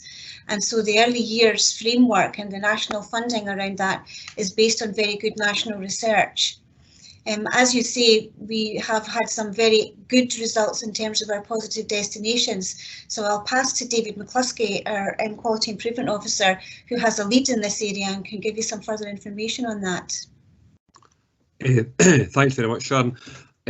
I guess at the hub of these really excellent positive destinations lie two things. One is excellent partnerships, and another one is schools recognise that that's a key responsibility for them. We've got excellent partnerships in Perth and Kinross with a number of different agencies that support and help us in this. Obviously, a key one is with Perth College, UHI, and that's a growing and developing partnership. The number of foundation apprenticeships has grown year on year, for example. We've got an excellent relationship with the DYW board locally, and we work very closely with their manager and their advisors as well to bring employability type activity to the schools, and that helps the schools in their delivery of the career education standard. I think all of our schools have got really good partnerships with employers. That was mentioned briefly in the presentation that you saw. And we're working very closely at the centre to help schools to really develop those partnerships to make the most of them that they can. I think we've got a really excellent work experience programme as part of that, and again that's something that we've developed and strengthened over time. And we now have a requirement for a qualification as part of your work experience that you get as part of your entitlement to secondary education. But it's also about being forensic, isn't it, and ensuring that everybody gets the best opportunity that they can.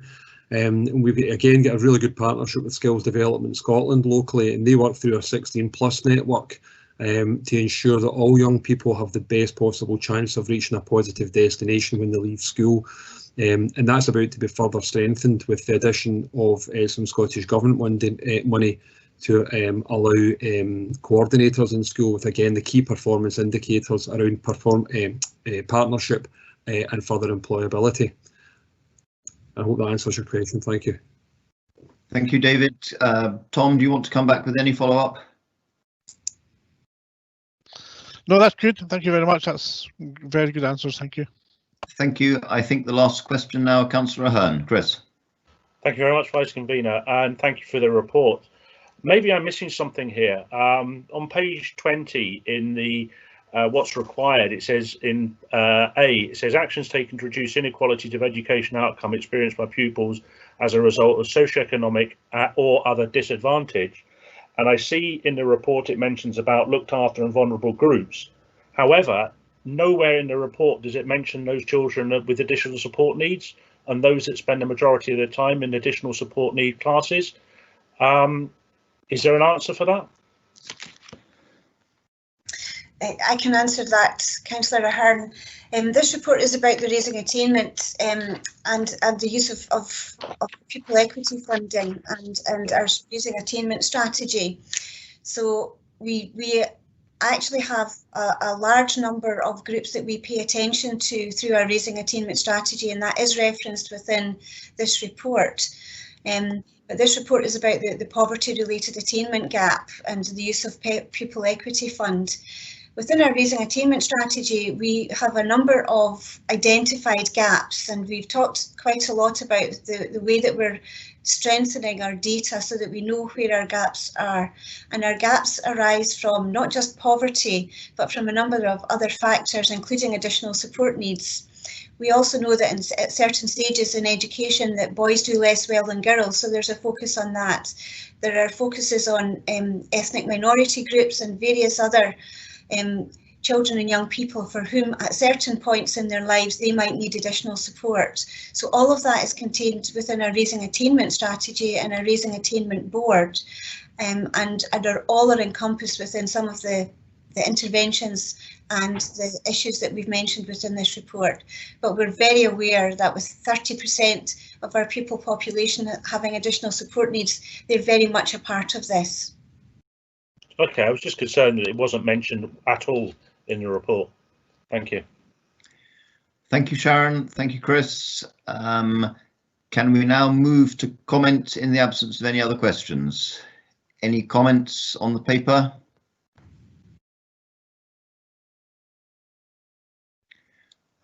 I'm not seeing any comments, in which case can I thank the presenters and all those answering questions for their very comprehensive answers to all the questions posed, and can I ask that we note the paper? Noted. Noted. Noted. Thank you. And I'll now hand over to the IT team for instruction for taking a 10-minute break, and we will resume at 11:20. Thank you.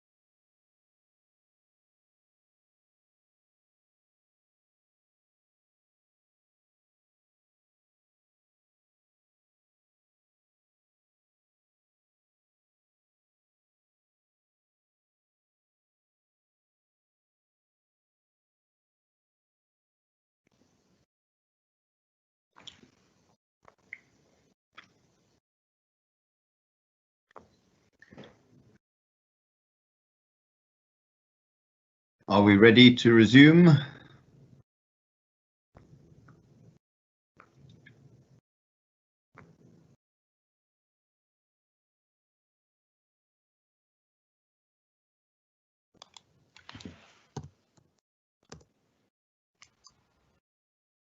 I think that's after 11:20, so can we resume the meeting, please? Yes, convener. Thank you very much. So this committee is now back in session, and we'll move on to report number 6, which again I will ask the Vice Convener, Councillor Andrew Parrott, to take. Thank you, Councillor Parrott. Thank you very much, Convener. We now move, as just said, to paper 6, which is the Perth Kinross Child Protection Committee Standards and Quality Report for 2019-2020. And again, I would ask Jackie Pepper to introduce this paper, please. Thank you. Thank you very much, Vice Convener. I've managed to retain my connection this time, so hopefully that will see us through. And I'm very pleased to introduce this annual Standards and Quality Report by the Child Protection Committee. And this annual report provides a wide range of data, performance and evidence of impact on children, young people, families and communities and the multi-agency workforce. And we know that this is good practice and one of the key foundations of the model for the Child Protection Committee, which was highlighted as good practice by the Care Inspectorate back in 2018. And it's assuring that this has been prepared covering the academic year 2019-20 and the period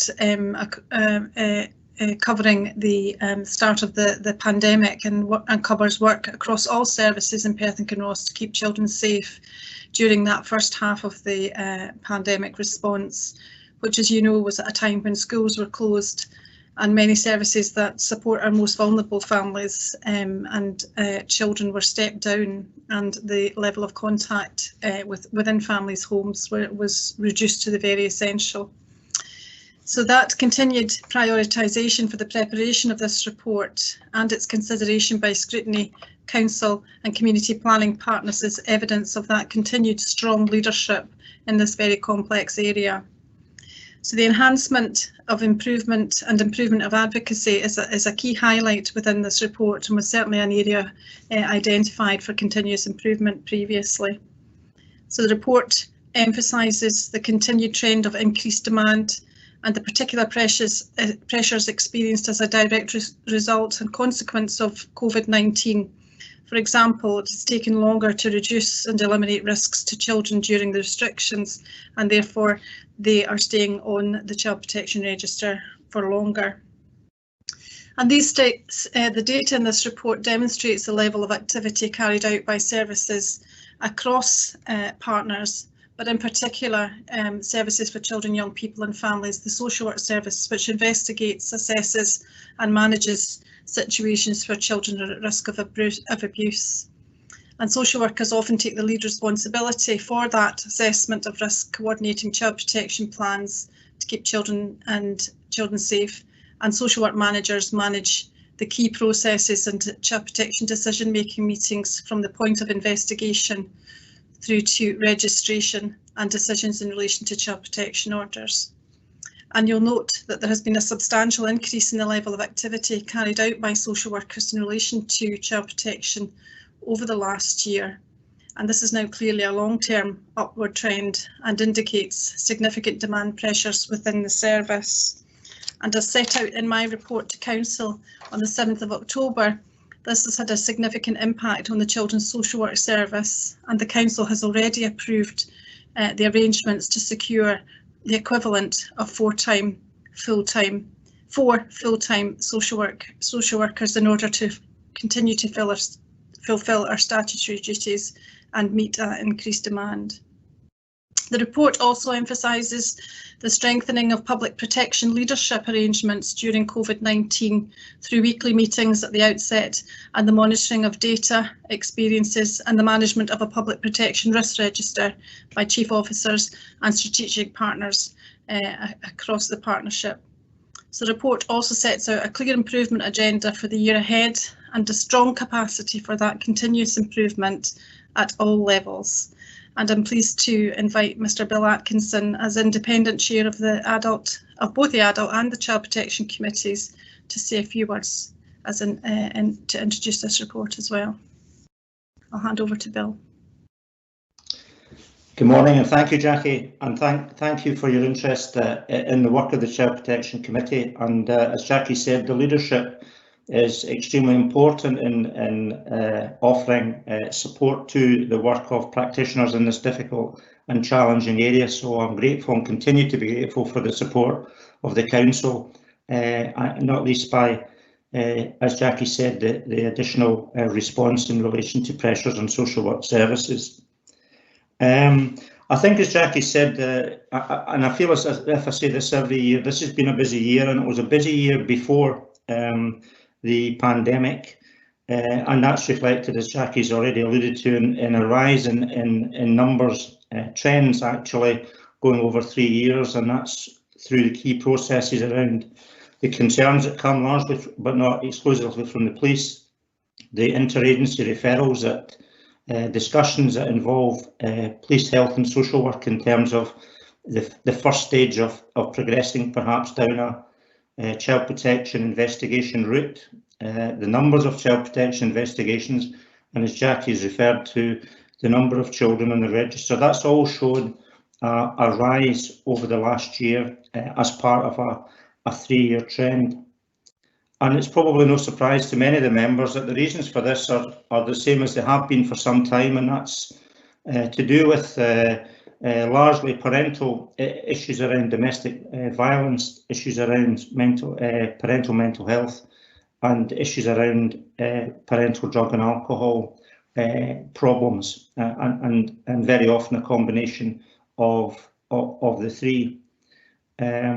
So we are dependent in terms of improving outcomes for children in our partnership working with our adult services, and I'm grateful and continue to be grateful for the support that we receive from social work adult colleagues, but not just within the social work arena.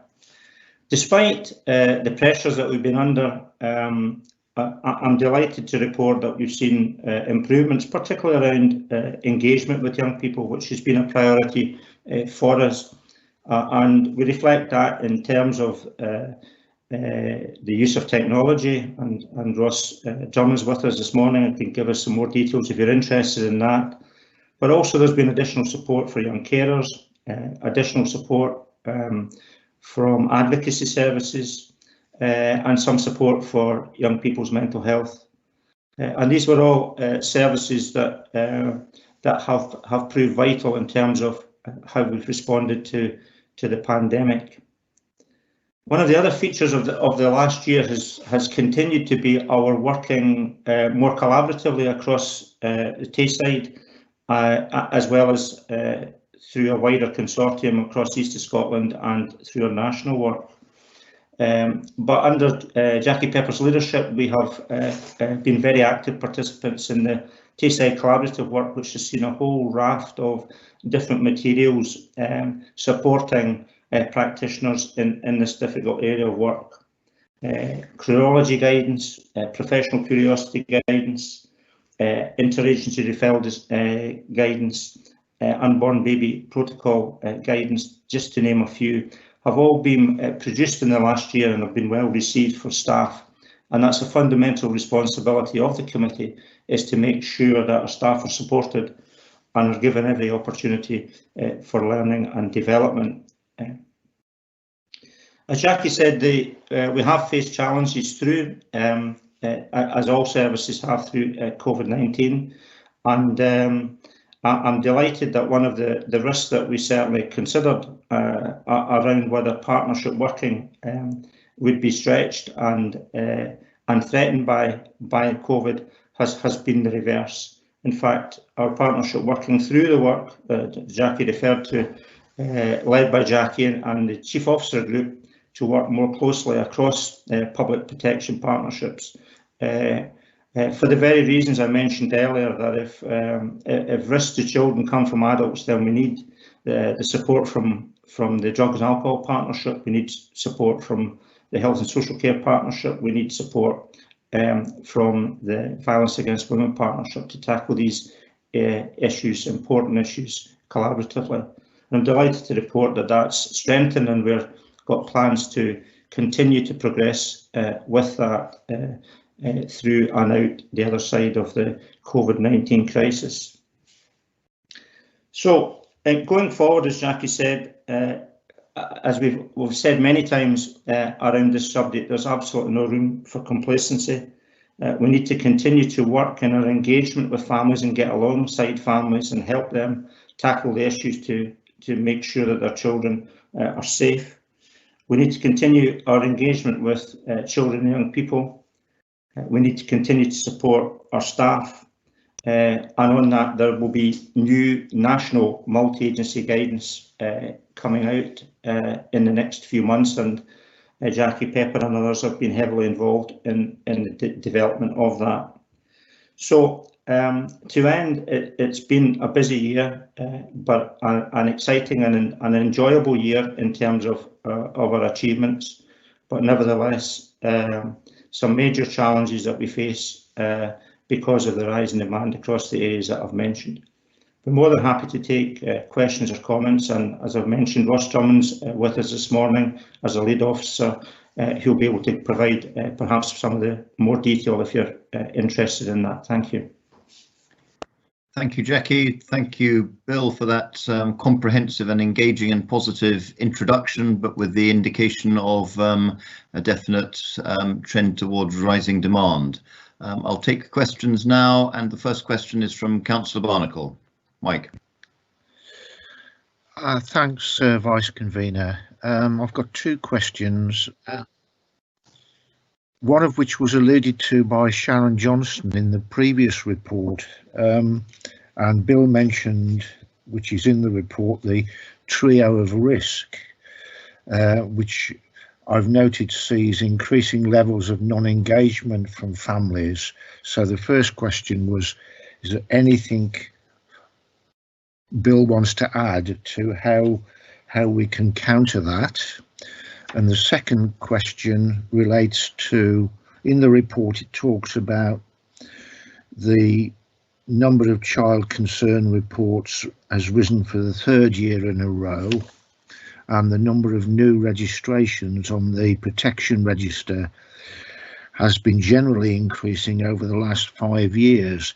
In that context, though, the report talks about the above average growth in our area over the last decade, which I think has an element of unsustainability about it. So when we're looking at that, do we have to take into account and factor into that the fact that we've had this extraordinary level of growth in the last decade, which would obviously lead to those increases partly? Those are my two questions. Yes, thank you for these questions, Councillor Barnacle.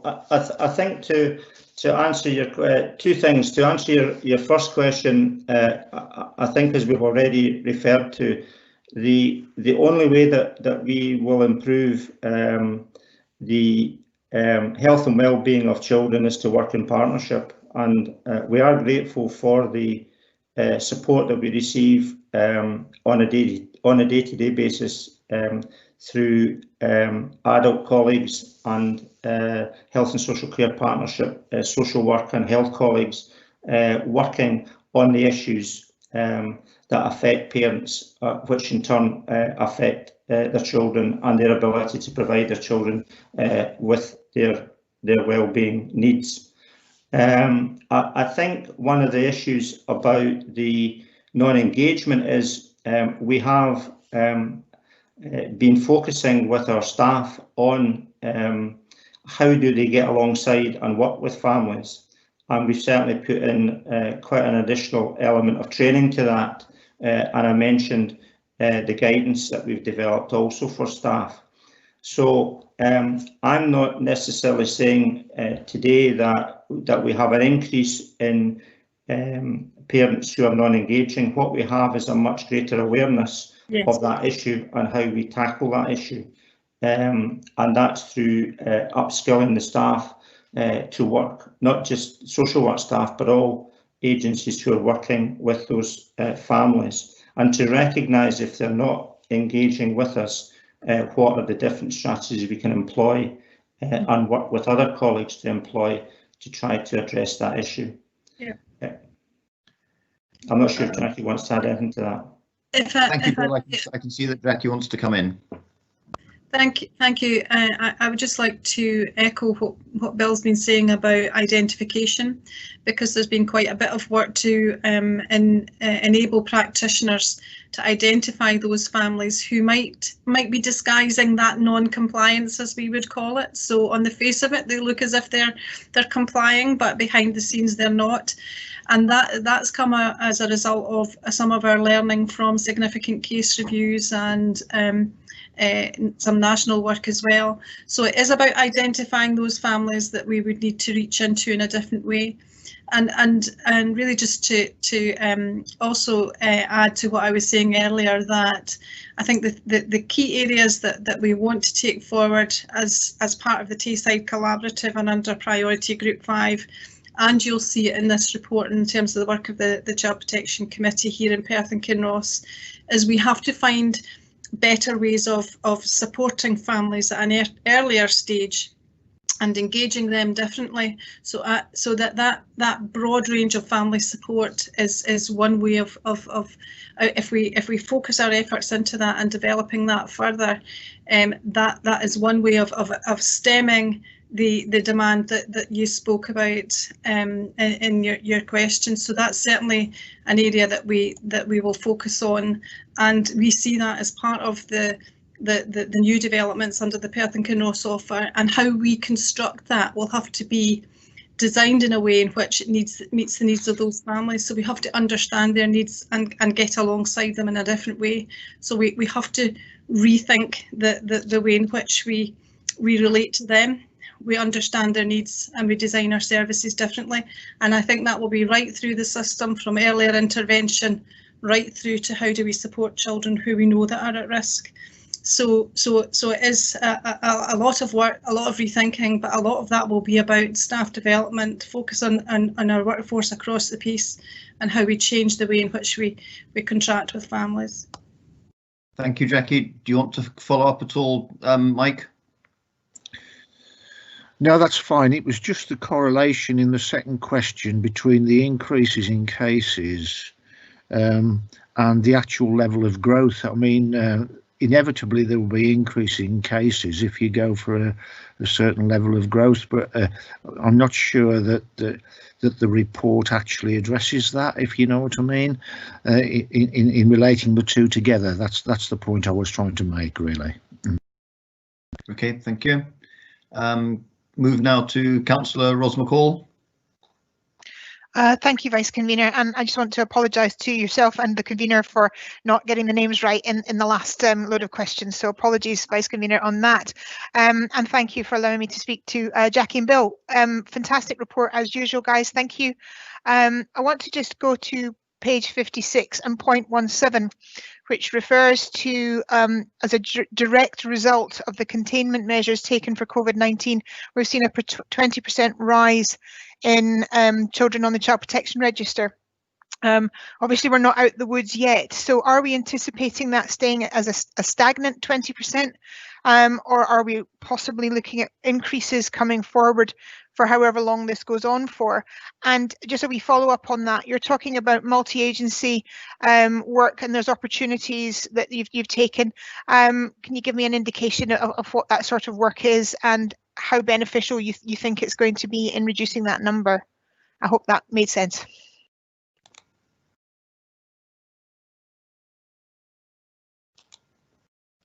Yes, I'm happy to answer that one, and or to start the answer, and Jackie, I'm sure will want to add to that.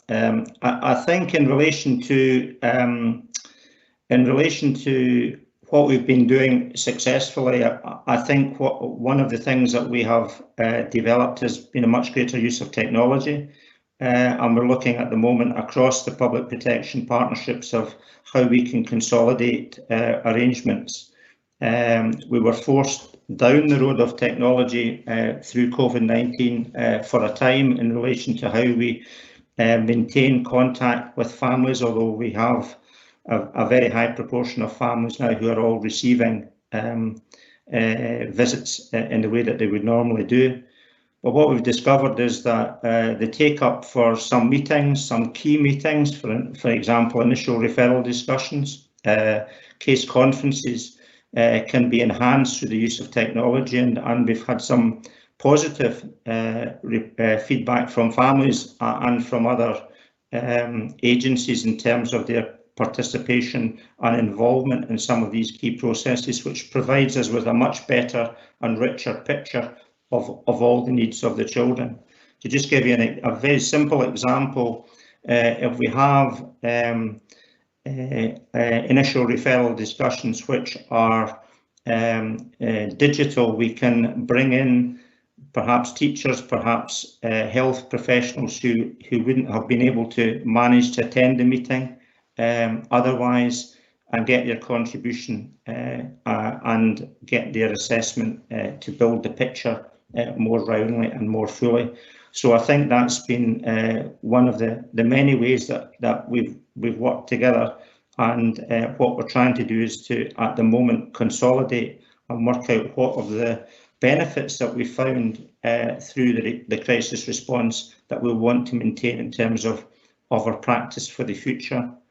In relation to the numbers have gone up. I think there's some signs over the last few weeks. This report was included in August, that the number on the register, as we start to get through some of these reviews that Jackie referred to earlier, will start to come down. And I think some of our initial referrals and some of the other key processes are starting to see that those numbers come down a bit, more to what we would have expected at this time of the year, out with a COVID situation. Thank you, Bill. Jackie, did you want to come in?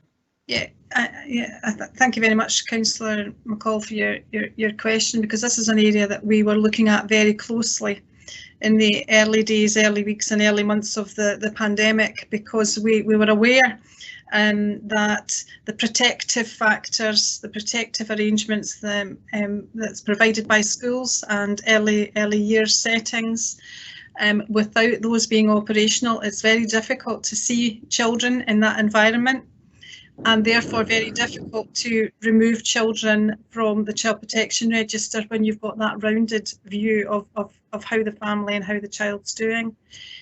So that's where we saw in the, having looked at this in detail, the number of children on the Child Protection Register at the start of COVID in March was on a par with what we'd experienced in the previous 4 years. But between March and the end of July, it went up by 23%, and that was because we couldn't remove children from the register. So it wasn't that we were seeing a lot more children coming forward. It was that those children were still being identified, but it was very difficult to ensure that there was a plan around that child with all of those universal services providing the protective factors that enabled us to be assured that the risks were being managed in that way. So that's key to this. Thank you very much indeed. That's excellent. Thank you. Thank you. Councillor David Illingworth. Actually, my question's just been answered by Jackie Pepper. I was interested to find out if the increase in demand, as the convener puts it, is caused by greater surveillance or greater awareness of the risk factors, or if there was an underlying cause. But that question's already been answered, so thank you. Thank you, David. Councillor Tom McKeown. Thank you very much, Vice Convener. My question refers to pages 79 and 80 of the report on the subject of Mind of My Own, which I see is a programme and an app in which young people can, I think, engage in a way that actually suits them. And reading the text, related to this in the papers, and I'm very, very impressed by this.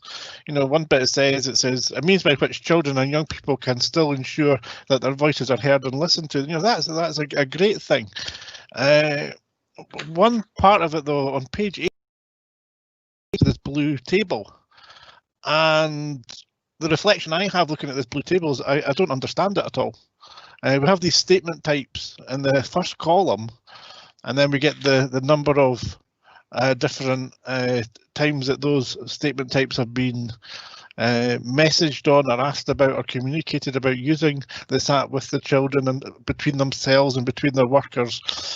And that's all good, but I have no idea what that statement type means and what it refers to.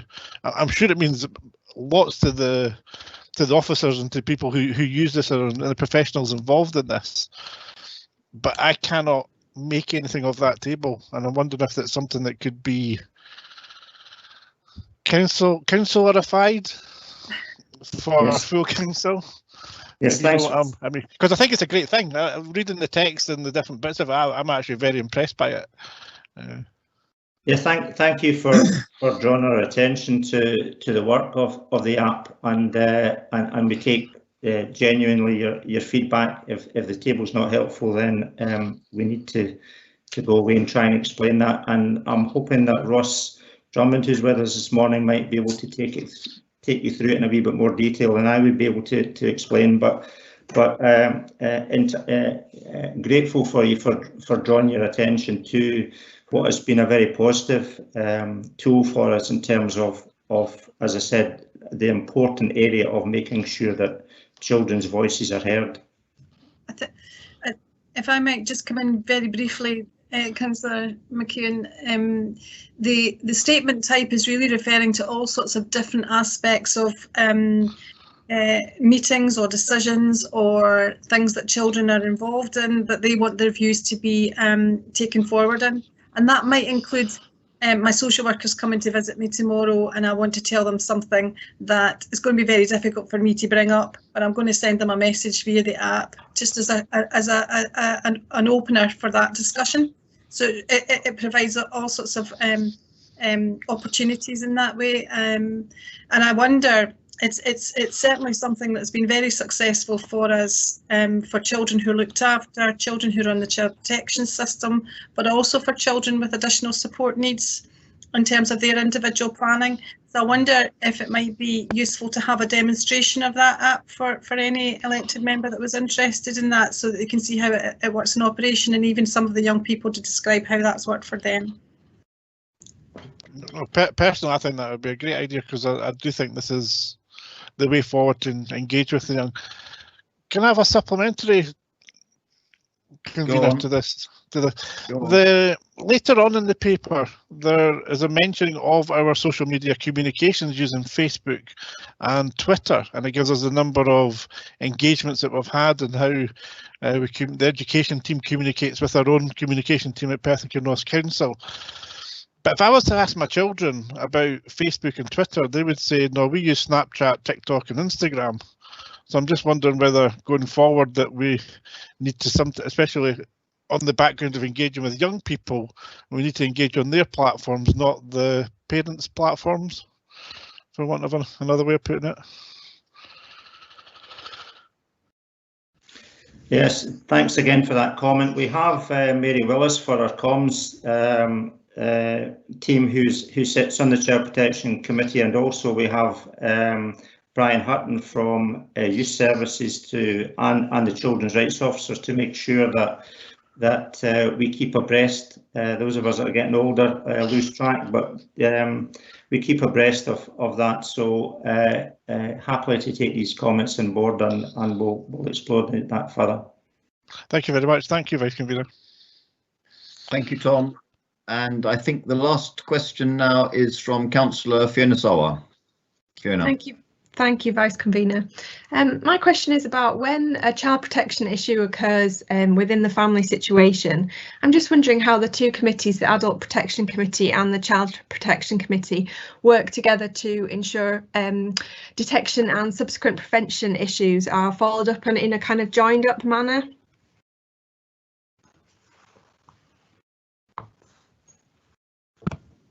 Thank you for raising that question, because I think it's an extremely important one, and hopefully one of the benefits of having a joint appointment of a chair to both is that we try to bring more closely together the systems that operate, both from the point of view of, as you say, where there are intergenerational issues, but also for ensuring that important transition point between 16 and 18.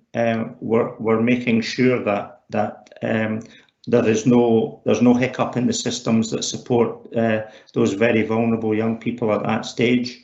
So we do regularly. I meet regularly with Ross Drummond and his equivalent in adult protection, Mary Notman, and we bring together the staff, and there are a number of staff from adult services sit on the Child Protection Committee and vice versa in relation to the Adult Protection Committee, to try to ensure that that transition is as smooth as it can be, and that if there are issues, and really our default position over the last year or so as committees has been to try to work together as far as possible, rather than see any differences. And there are differences clearly at one end of the scale to the other.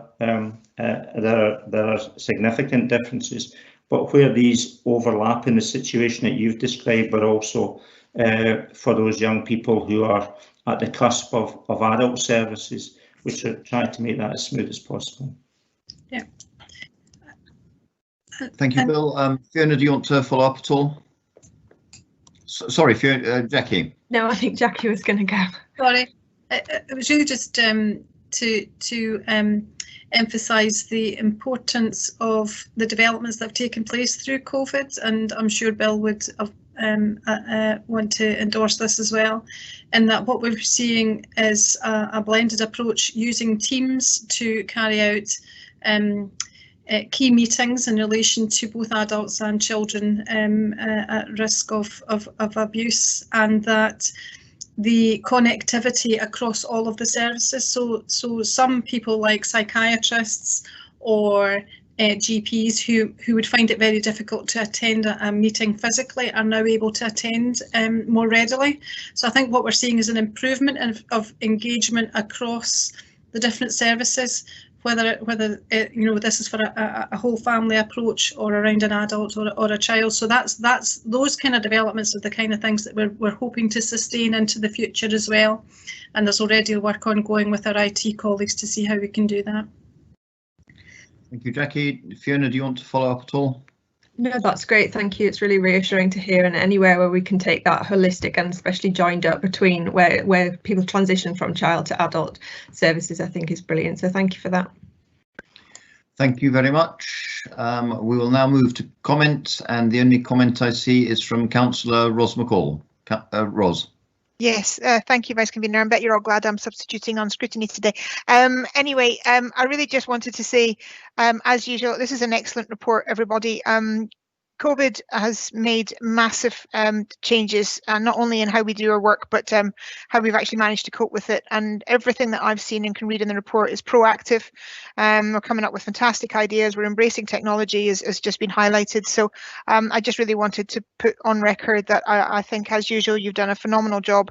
And I know these have been very trying and challenging circumstances, and I think that should be applauded. So thank you for that. And thank you, Vice Convener. Thank you very much, Ros, and I would just like to echo those comments too, with some very comprehensive answers to our questions today. If there are no more comments, and I see none, can I ask that this paper be noted? Noted. Thank you. Noted. This paper then, paper 6 being complete, I will now hand back to the convener. Thank you. Thank you very much, Vice Convener. I must confess I didn't realise there would be quite so many questions and answers in the previous two papers, so but thank you for your very able handling of all of them. The next paper on our agenda is item 7, the Perth Kinross Council Annual Performance Report for 2019-20. I just probably should point out this paper will be presented by Barbara Renton. I'll call upon her in a moment to present the paper. However, I've been advised that Gordon Patterson, who's the Chief Officer of the Health and Social Care Partnership, is having to leave the meeting in about 5 minutes. And so any questions relating to Health and Social Care Partnership, we may not have Gordon available to answer them. However, I would still ask that they be raised, and if the officers who are here present cannot answer those questions, we will take a note of them and we will pass them on to Gordon Patterson for his response that will then be circulated to all of the members of this committee. So can I now call upon Barbara Renton to introduce this report, please? Thank you, Convener, and good morning, everyone. Just to say that Gordon, unfortunately, has also had a technological failure as well, so he is not with us at the moment. However, we're hoping that Jackie Pepper may be able to answer some of the questions, but as the Convener has said, then we will take a note of them and get those any questions for Gordon in relation to the Health and Social Care Partnership responded to. As members will be aware, this is the Council's annual performance report, which covers the period from the 1st of April 2019 to the 31st of March 2020. Since then, the Wirral and Perth and Kinross Council has changed dramatically, and many of the areas which we would have wanted to progress and develop have had to be put on hold while we have responded to the COVID pandemic. As such, 9 months on from the end of the reporting period, this document covers some of the activities it refers to, such as the Solheim Cup and Perth's outstanding success in Britain in Bloom seem like a lifetime away. In other areas, such as education, as we've already discussed, for a significant period of time this year, parents were supported to undertake home learning, something which during the time frame of this annual performance report had not really been considered as an area of work, never mind delivered and developed in a matter of days and weeks. We do have a statutory responsibility to publish a report, but even without that requirement, we would still be bringing this forward today to outline the work undertaken, the performance achieved and the improvements which we have identified across 2019 and 20. The format is the same as last year's, which had been warmly received by elected members. Some key information and summary, infographics in the document itself, and most importantly, the performance information contained within it linked to PK Performs, which provides much more detail about each indicator. In addition to recognising the positive performance, the annual performance report also outlines key areas of focus and improvement going forward. There are 5 overarching themes to ensure that we continue to reflect our Perth and Kinross offer ethos. Our focus is on education and learning, economy, environment, equality and empowerment. These put the offer at the heart of the overall approach across the area, acknowledging that everyone has something to offer. The report also highlights some more specific improvements in relation to particular performance areas. While acknowledging that the world has moved on, I would also then, if possible, ask that questions are linked to the report in front of committee this morning, although from speaking to some officers, I think that you might get answers that are actually more up to date than that. But I would like to thank the staff who've been involved in preparing the report, particularly Louisa Dott, and all the staff who've been involved in delivering the services and initiatives outlined within the annual performance report. And finally, I'd like to take the opportunity to thank you as elected members for your ongoing support, scrutiny and challenge. My colleagues and I will be happy to answer any questions. Thank you, Barbara. I'm just having a looking at the chat box, and perhaps mine isn't working, but I don't see a single question from anybody in relation to this report. So if anyone has any questions, I stand corrected, they're suddenly all coming through in a flurry. So we shall take a question first from Councillor Barnacle, followed by a question from Councillor Stewart. Councillor Barnacle. Thanks, Convener. Morning, Barbara. I note the report. Is concerned with events that came before COVID, so that's the context. That's I think one of the concerns that I have is on page 132. It talks about the reduction in the availability of business land, and also it talks about the business gateway being below the target. So these are areas I think where we ought to try and address that. I think business land's important. Why is it decline? Why is availability declining? And is there something we could do in the business gateway that we're not doing to reach our target? That was the first question. I have one other question. Shall I continue to go? Is it a related question, Councillor? Yeah, the second question is on page 133. We talk about having met the 5-year housing target by 2021 earlier than anticipated, and I wondered why we hadn't endorsed a more phased approach in order that services can keep pace with housing development. These are the two main questions that I've picked up from the report. Thank you. Thank you, Councillor. Could I call on David Littlejohn, please, to answer at least the first question that you have, and maybe the second, David? Thank you very much, Convener, and thank you for your question, Councillor Barnacle. And the very valid points that you make. Firstly, in relation to employment land, the indicator is about the availability of serviced employment land. Some of that is in the council's control, but the majority of it isn't. The majority of employment land is in private sector. So there is a limited ability for us to influence that indicator in terms of our own expenditure. And part of the challenge we have that the servicing of employment land, or the provision of it and the servicing of it, is actually a very long-term process. It doesn't really happen within a year or even in a couple of years. So there is a bit of a lag measure here. So the reduction in the availability of service land is principally because of take-up. So we've let a number of the plots at the Food and Drink Park and the wider Arran Road Industrial Estate. So that has reduced the amount of available employment land in that particular year. So we're taking a long-term approach. So I can see and look ahead to see some more land at Inveramond coming on stream, and we can see more land at the Food and Drink Park being serviced, and we can also see the Eco Innovation Park at Perth West coming forward in the future.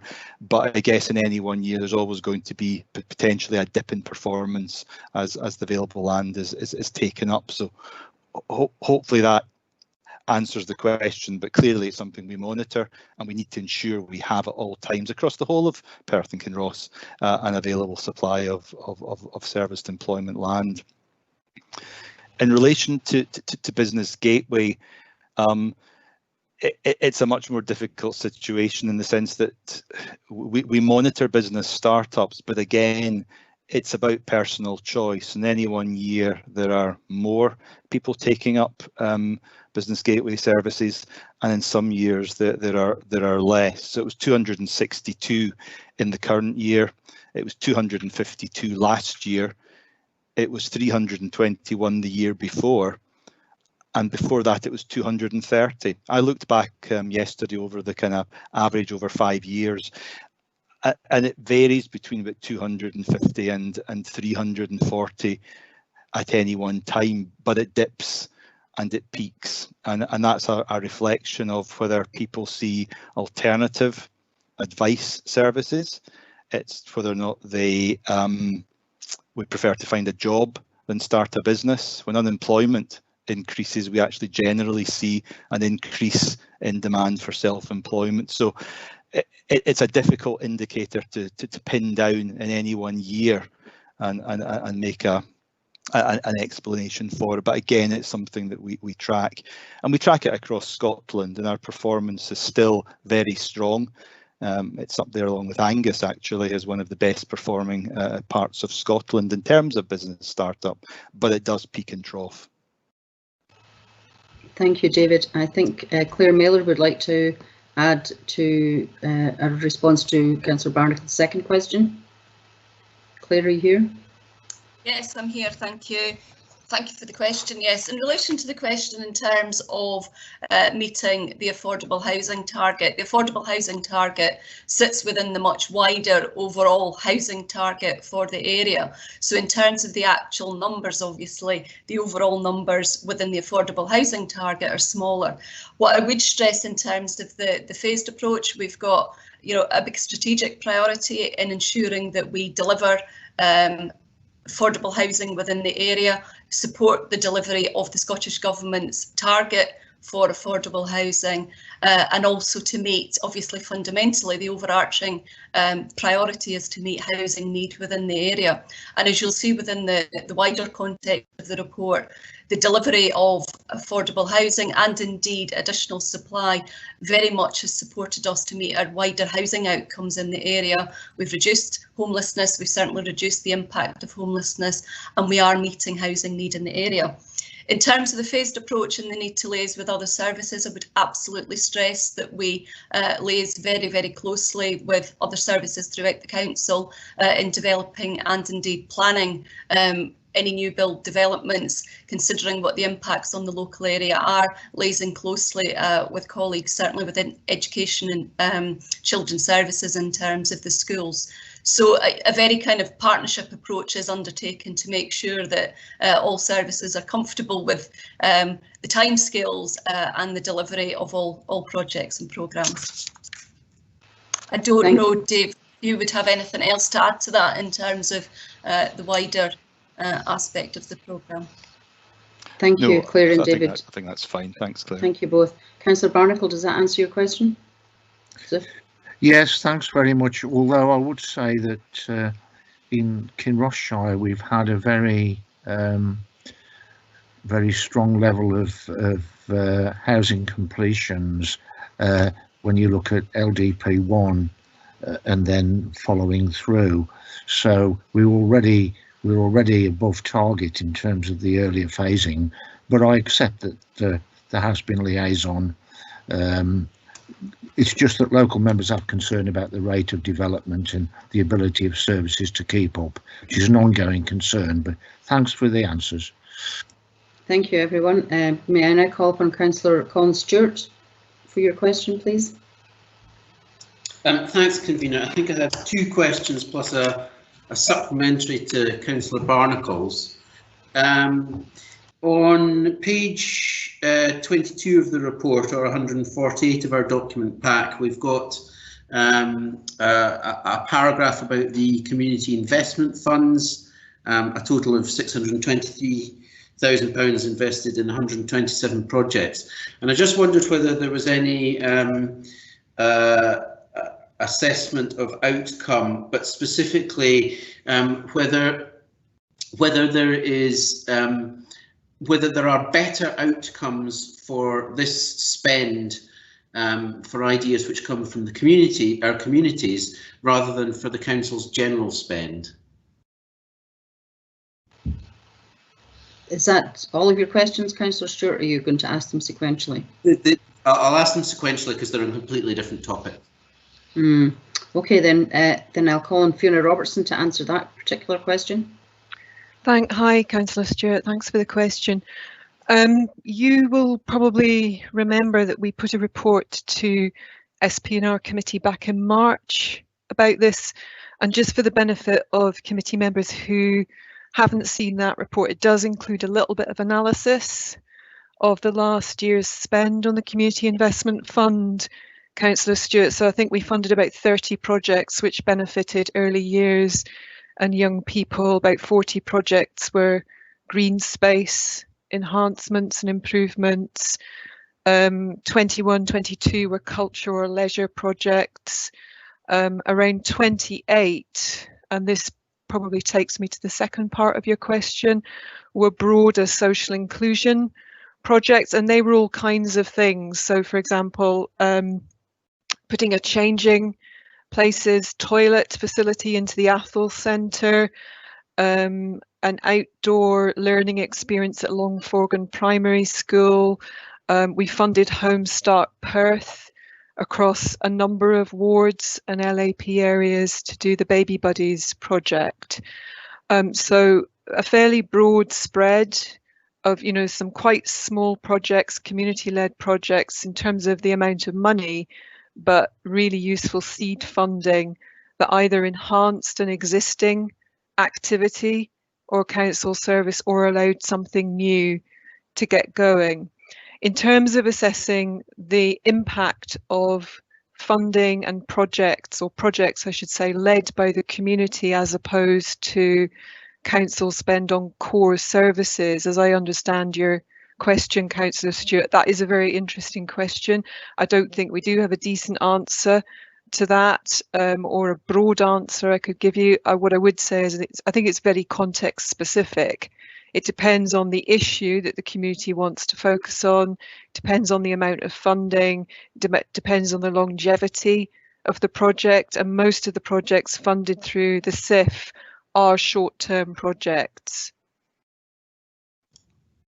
Okay, if it was possible to look at that, I would have thought that you know, with all of the sort of community funds across Scotland, somebody would be interested in doing an analysis of the benefits of spend. But if we don't have that at the moment, that's understandable. There are just more generally, Councillor Stewart, there are some useful national studies that are done periodically about community-led regeneration and what impact it's made, and I can send you a couple of links. There's also been quite recently published some research by the Joseph Rowntree Foundation, although that focuses very specifically on the impact of poverty through the COVID pandemic. But I think your question is absolutely right, and a more general observation I would make in Perth and Kinross is how we consider the collective impact, not just of the CIF, but common good and other small grant schemes that the council and its partners operate. Yeah. Okay. The second question is on the key performance indicators for educating responsible and informed citizens, and I followed the link to the dashboard, and I just wondered if there was an explanation for why 10 out of these 16 indicators are indicating the 18-19 figure rather than the 19-20 figure.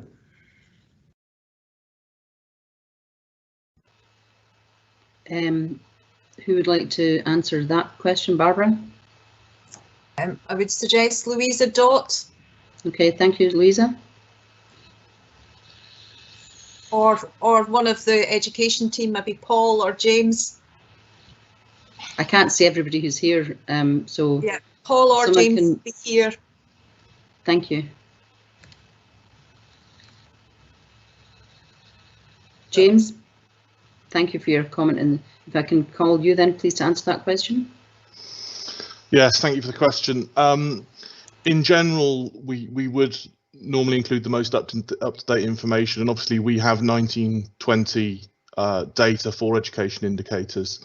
However, for this report, as was similar with the earlier education report, we include the nationally published figures, and they haven't actually been published yet. We're expecting them actually to be published this week, and to be available in the national reporting tool, and that, for instance, allows us to do comparison with other local authorities and with national levels. But because those figures haven't yet been published by the Scottish Government, they're not included in this report. Also, it's worth noting that this report only goes up to March, and those the 1920 figures obviously relate to after the end of March. Okay, it's just that when I look at page 23 of the report, it says 1920 performance key KPIs go to the PK performs dashboard, and there was, but I understand what you're getting at. That would have been useful to see in the report. And the supplementary to Councillor Barnacle's question is on the point about Business Gateway, and Councillor Barnacle had specifically asked how we were going to address that drop-off, and I understand Mr Littlejohn's answer about this will be a variable figure, but there is a target of 325, which we're a substantial percentage behind. In the dashboard, it says the actions we are taking for continuous improvement are: we are able to influence the collective Business Gateway contract and help direct how Business Gateway provides support to start-up ventures across Tayside. We continually monitor the performance of our Business Gateway contract, which is subject to renewal every 3 years, and look to evaluate our objectives on a regular basis. Those are about monitoring. It says we're able to influence. None of those points there are actually about, under the heading on the dashboard, actions we are taking for continuous improvement. I know that we've discussed Business Gateway performance, the value for money from the 1.2 million roughly spend. It's just, you know, how are we actually evaluating this? And what continuous improvement measures are we putting in place if the continuous improvement measures are just to monitor rather than actually actions that we will take? Thank you, Councillor Stewart. David Littlejohn, I think you're going to answer this question. Yes, thanks for that, convener. Again, these are well made points. Business Gateway is a national programme, and therefore it follows a particular format in terms of how it's delivered. The target is based on a historical average because it is, as I said, a variable. So I absolutely accept that the target that's set out isn't currently being achieved. It has in some years, but it isn't at the moment. The business steering group, the Business Gateway steering group, meets kind of every couple of months to meet with the contractor to discuss what can be done to attempt to meet the target. But we need to differentiate between the performance of the contractor, because the contractor is actually delivering a really high quality service, and the feedback from customers is really strong. The actions need to be around about how can we persuade more people to use the Business Gateway service, and that's a marketing a programme. I don't have the answer for you right now in terms of what we can do about improved marketing, but clearly that is an action that the steering group need to be considering if they're not already. So I'll take that back to them to ensure we get a kind of response about what the marketing campaign is to encourage more people to start up in business. But ultimately it is a matter of supply and demand. If there simply aren't enough people who are interested at any one time in starting a business, you know, we're not going to meet the target. But I really need to emphasise that failure to meet the target is not a reflection of the quality of what's been offered. It's the gap between, I suppose, demand and supply. Thank you, David, and thank you, Councillor Stewart, for your questions. I note that Councillor McEwen has asked to change his question to a comment. So I'll move on to a question from Councillor Chris Ahern. Chris.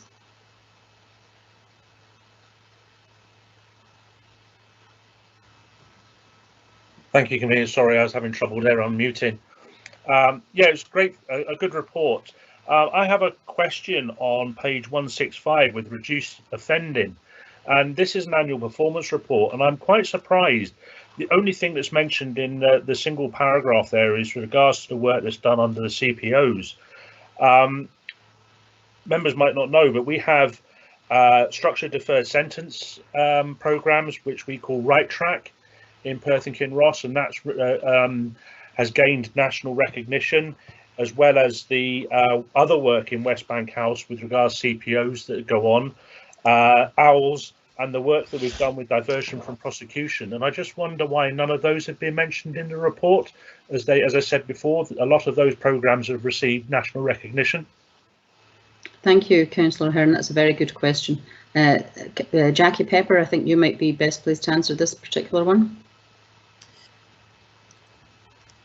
Thank you very much, Councillor Hernan, and I know that those aspects of the work that are now included within ECS are certainly set out in our own annual performance that was reported to Lifelong Learning Committee, but they haven't necessarily featured in this report. But I think in terms of a balance across the breadth of work in ECS, I think you're right to point that out, and it's something that we can address in the future. Thank you.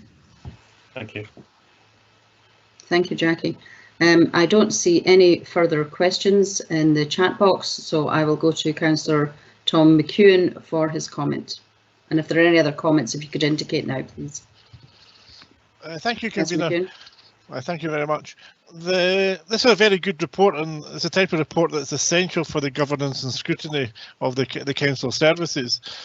But one thing that I have to really note is that it's 1920 and that COVID has happened in the meantime. You know, there are links within this document, and if you delve into the links on page 134, you can delve into and get to a summary table of the corporate performance, where you can see where performance trends are up, down, or steady. And you know, one concern I have going forward in the light of COVID happening between this report and today and tomorrow and the future is that some of the downward trends are things that are going to be further affected by COVID, with employment and how much people are getting paid, even our own staff's well-being. Our sickness of non-teaching staff was on a downward trend, and we know that COVID has caused huge issues with everybody's mental health and everybody's ability to perform their job properly because of the change in circumstances. So I think this report, although it gives us a view of how the council's performed up till now, I'm not sure it will still give us the same insight into the future, and I think there'll be a lot of our indicators will be under a lot more stress than they have been in the past, purely because of what society is currently going through just now. But no, it's a very good paper. It just doesn't have the same future scope that this report would normally have. Thank you. Thank you, Councillor McEwen. Your comments are well made indeed. This paper normally would have been presented to this committee much earlier in the year, but the impact of COVID has resulted in this and a number of other annual reports coming quite late in the year rather, just simply because of the timing that we were able to bring them forward in. So I look forward to next year's report, which I think will indeed show quite a different picture. Councillor Mike Barnacle, you have a comment? Yes, thanks, Convener. There were a couple of things I wanted to mention from the main report. I was really pleased about the development plan being completed for the Lade in Perth, having been previously involved with that as a in a past life as convener of the Environment Service. And also the play area upgrades, in particular in Glenfarg and Power Mill, really welcomed by the community and shows good working with the community. So I wanted to mention those things. And finally, if I could just mention at the back of the report, where does the council get its money from? It is my personal view that the amount of, whilst we get a huge amount of our money from the Scottish Government, around 70% of our total budget, this is protected money which leaves us very little influence in the way we spend our resources. So I would personally like to see, and it's a national thing I suppose, a reduction in that, not in the level of funding, but in the a reduction in the amount of ring-fenced resources, so that we had more influence on our local priorities. That's just a comment, really. Thanks very much. Thank you very much, Councillor Barnacle. Yeah, I'm just noting in the comment box from Barbara Renton that the council will be looking at how we report next year as a result of the impact of COVID. As I said, it'll probably be quite an interesting and quite different report when it comes forward. So if there are no more comments to be made, then can I ask the committee to note the report, please? Noted. Noted. Noted. Thank you very much. And now we come to the last item of the agenda, which is a verbal update from me on the scrutiny review, and it does relate back a little bit to the comments we made about the minute from the last meeting. At the last meeting, I indicated that I had hoped that we would be able to bring forward to this particular meeting today an update on the progress of the scrutiny reviews. There are two that we've been asked to undertake by other elected members. One was in relation to the Abernight School closure, part of the decision-making process, and the other one was in relation to the governance arrangements that are put in place for local action partnerships and community partnerships during lockdown. As we have already commented on papers brought forward today, both council officers and indeed elected members have had a very full timetable and calendar, basically catching up with things that we were not able to progress during lockdown. And as a consequence, it has proven, well, obviously very difficult to arrange a time when the Scrutiny Committee could convene internally to agree the scope and the membership of the review teams for each of these reviews. However, and we did attempt to do one of these before this meeting, but it was not possible due to availability. However, I am having ongoing conversations with committee services, and I hope that before we break for Christmas break or the winter recess, that we will have some dates in the diary very early in January when we can progress both of these reviews as expeditiously as possible. I think it's important that we move them forward quickly, but correctly. So I thank everyone in the committee and all the elected members in particular for their patience. And also I would like to thank the officers, committee services and legal officers for their assistance in trying to get both of these moved forward. But I now see there's a sense of urgency in these, and it is I am determined that we shall get moving on those as quickly as possible at the start of January. Thank you very much, everyone. If there are no other comments or on the agenda for today's meeting, then I will call the meeting to a close. Thank you everyone for attending, and we shall see you in a few months' time. I see suddenly there's a couple of questions from Councillor Ahern and Councillor McCall. Councillor Ahern. Thank you very much, Convener. I just want to know why those discussions have been held in private and not in public. The discussions held in private is to agree the scope of the review and to agree the sub-teams. This is in compliance with the Council's own processes that I have shared already with the committee in terms of how we conduct scrutiny reviews. It's in compliance with established practice. Councillor McCall. Thank you, Convener, and thank you for allowing me to ask this. I know you're closing the meeting, but I just, being new to this, I know we're all under stress and strain regarding the amount we've got on, but it was just to get an indication of time frame from you, if that's okay. I know it's difficult to, it's almost like asking how long's a piece of string, but if we're looking to take it now into next year, which I understand, could we possibly have an end date maybe as to when we can do this rather than continuing to proceed further and further into the year? No, I totally agree, Councillor McCall. I did indicate the last time that my ambition would be to have both of these reviews quite focused and not too broad-reaching, to really focus in on the requests that were raised by the other elected members who have asked us as a committee to look into this. And had we been able to progress after we first raised this matter back in July or August, my ambition would have been to report to the next scrutiny meeting. I don't yet have the forward calendar for scrutiny for next year, but I am determined that we shall start these discussions and get moving on this review so that we can report back something more substantive to the next scrutiny meeting in 2021, providing it's not in January. Thank you very much. If it's in January, it might be a challenge, but hopefully it will be a little bit later on. Yeah, no, thank you for that. Being a substitute to the committee, I'm not 100% sure how it all goes, but it was just to make sure that it wasn't, we still weren't sitting this time next year looking for a review. Well, no, I would hope not, Councillor McCall.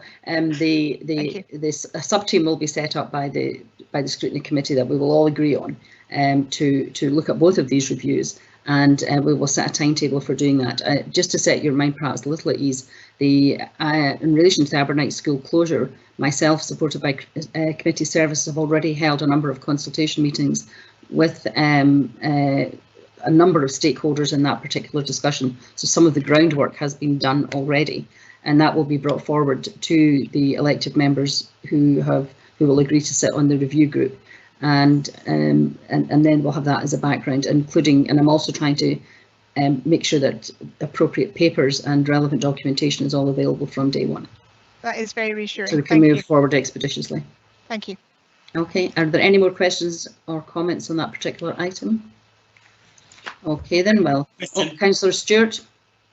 Yes, it was just a procedural question, if that's okay, convener. In order to set up the scrutiny panels, the sub-teams, I think you described them as, are we able to do that? Strictly speaking, the review panels are what they're called, I believe. Review panels. Are we able to do that offline in a private meeting, or do we need a formal resolution of the committee to do it, and therefore a formal meeting of the committee in order to set up those teams panels? The committee will meet in private to do exactly that. I have shared already the council's procedural guidance around these things, but I shall ensure it's circulated again to committee members so you understand the process. Okay, but so this is an established practice around this, yeah. A formal meeting, but in private? Yes. Thank you. Okay. I think the meeting in private will move things along much more expeditiously, because otherwise we'd be, as Ros McCall said, we could be here for quite a long time. So we'll move forward in private and bring findings to the meeting in public.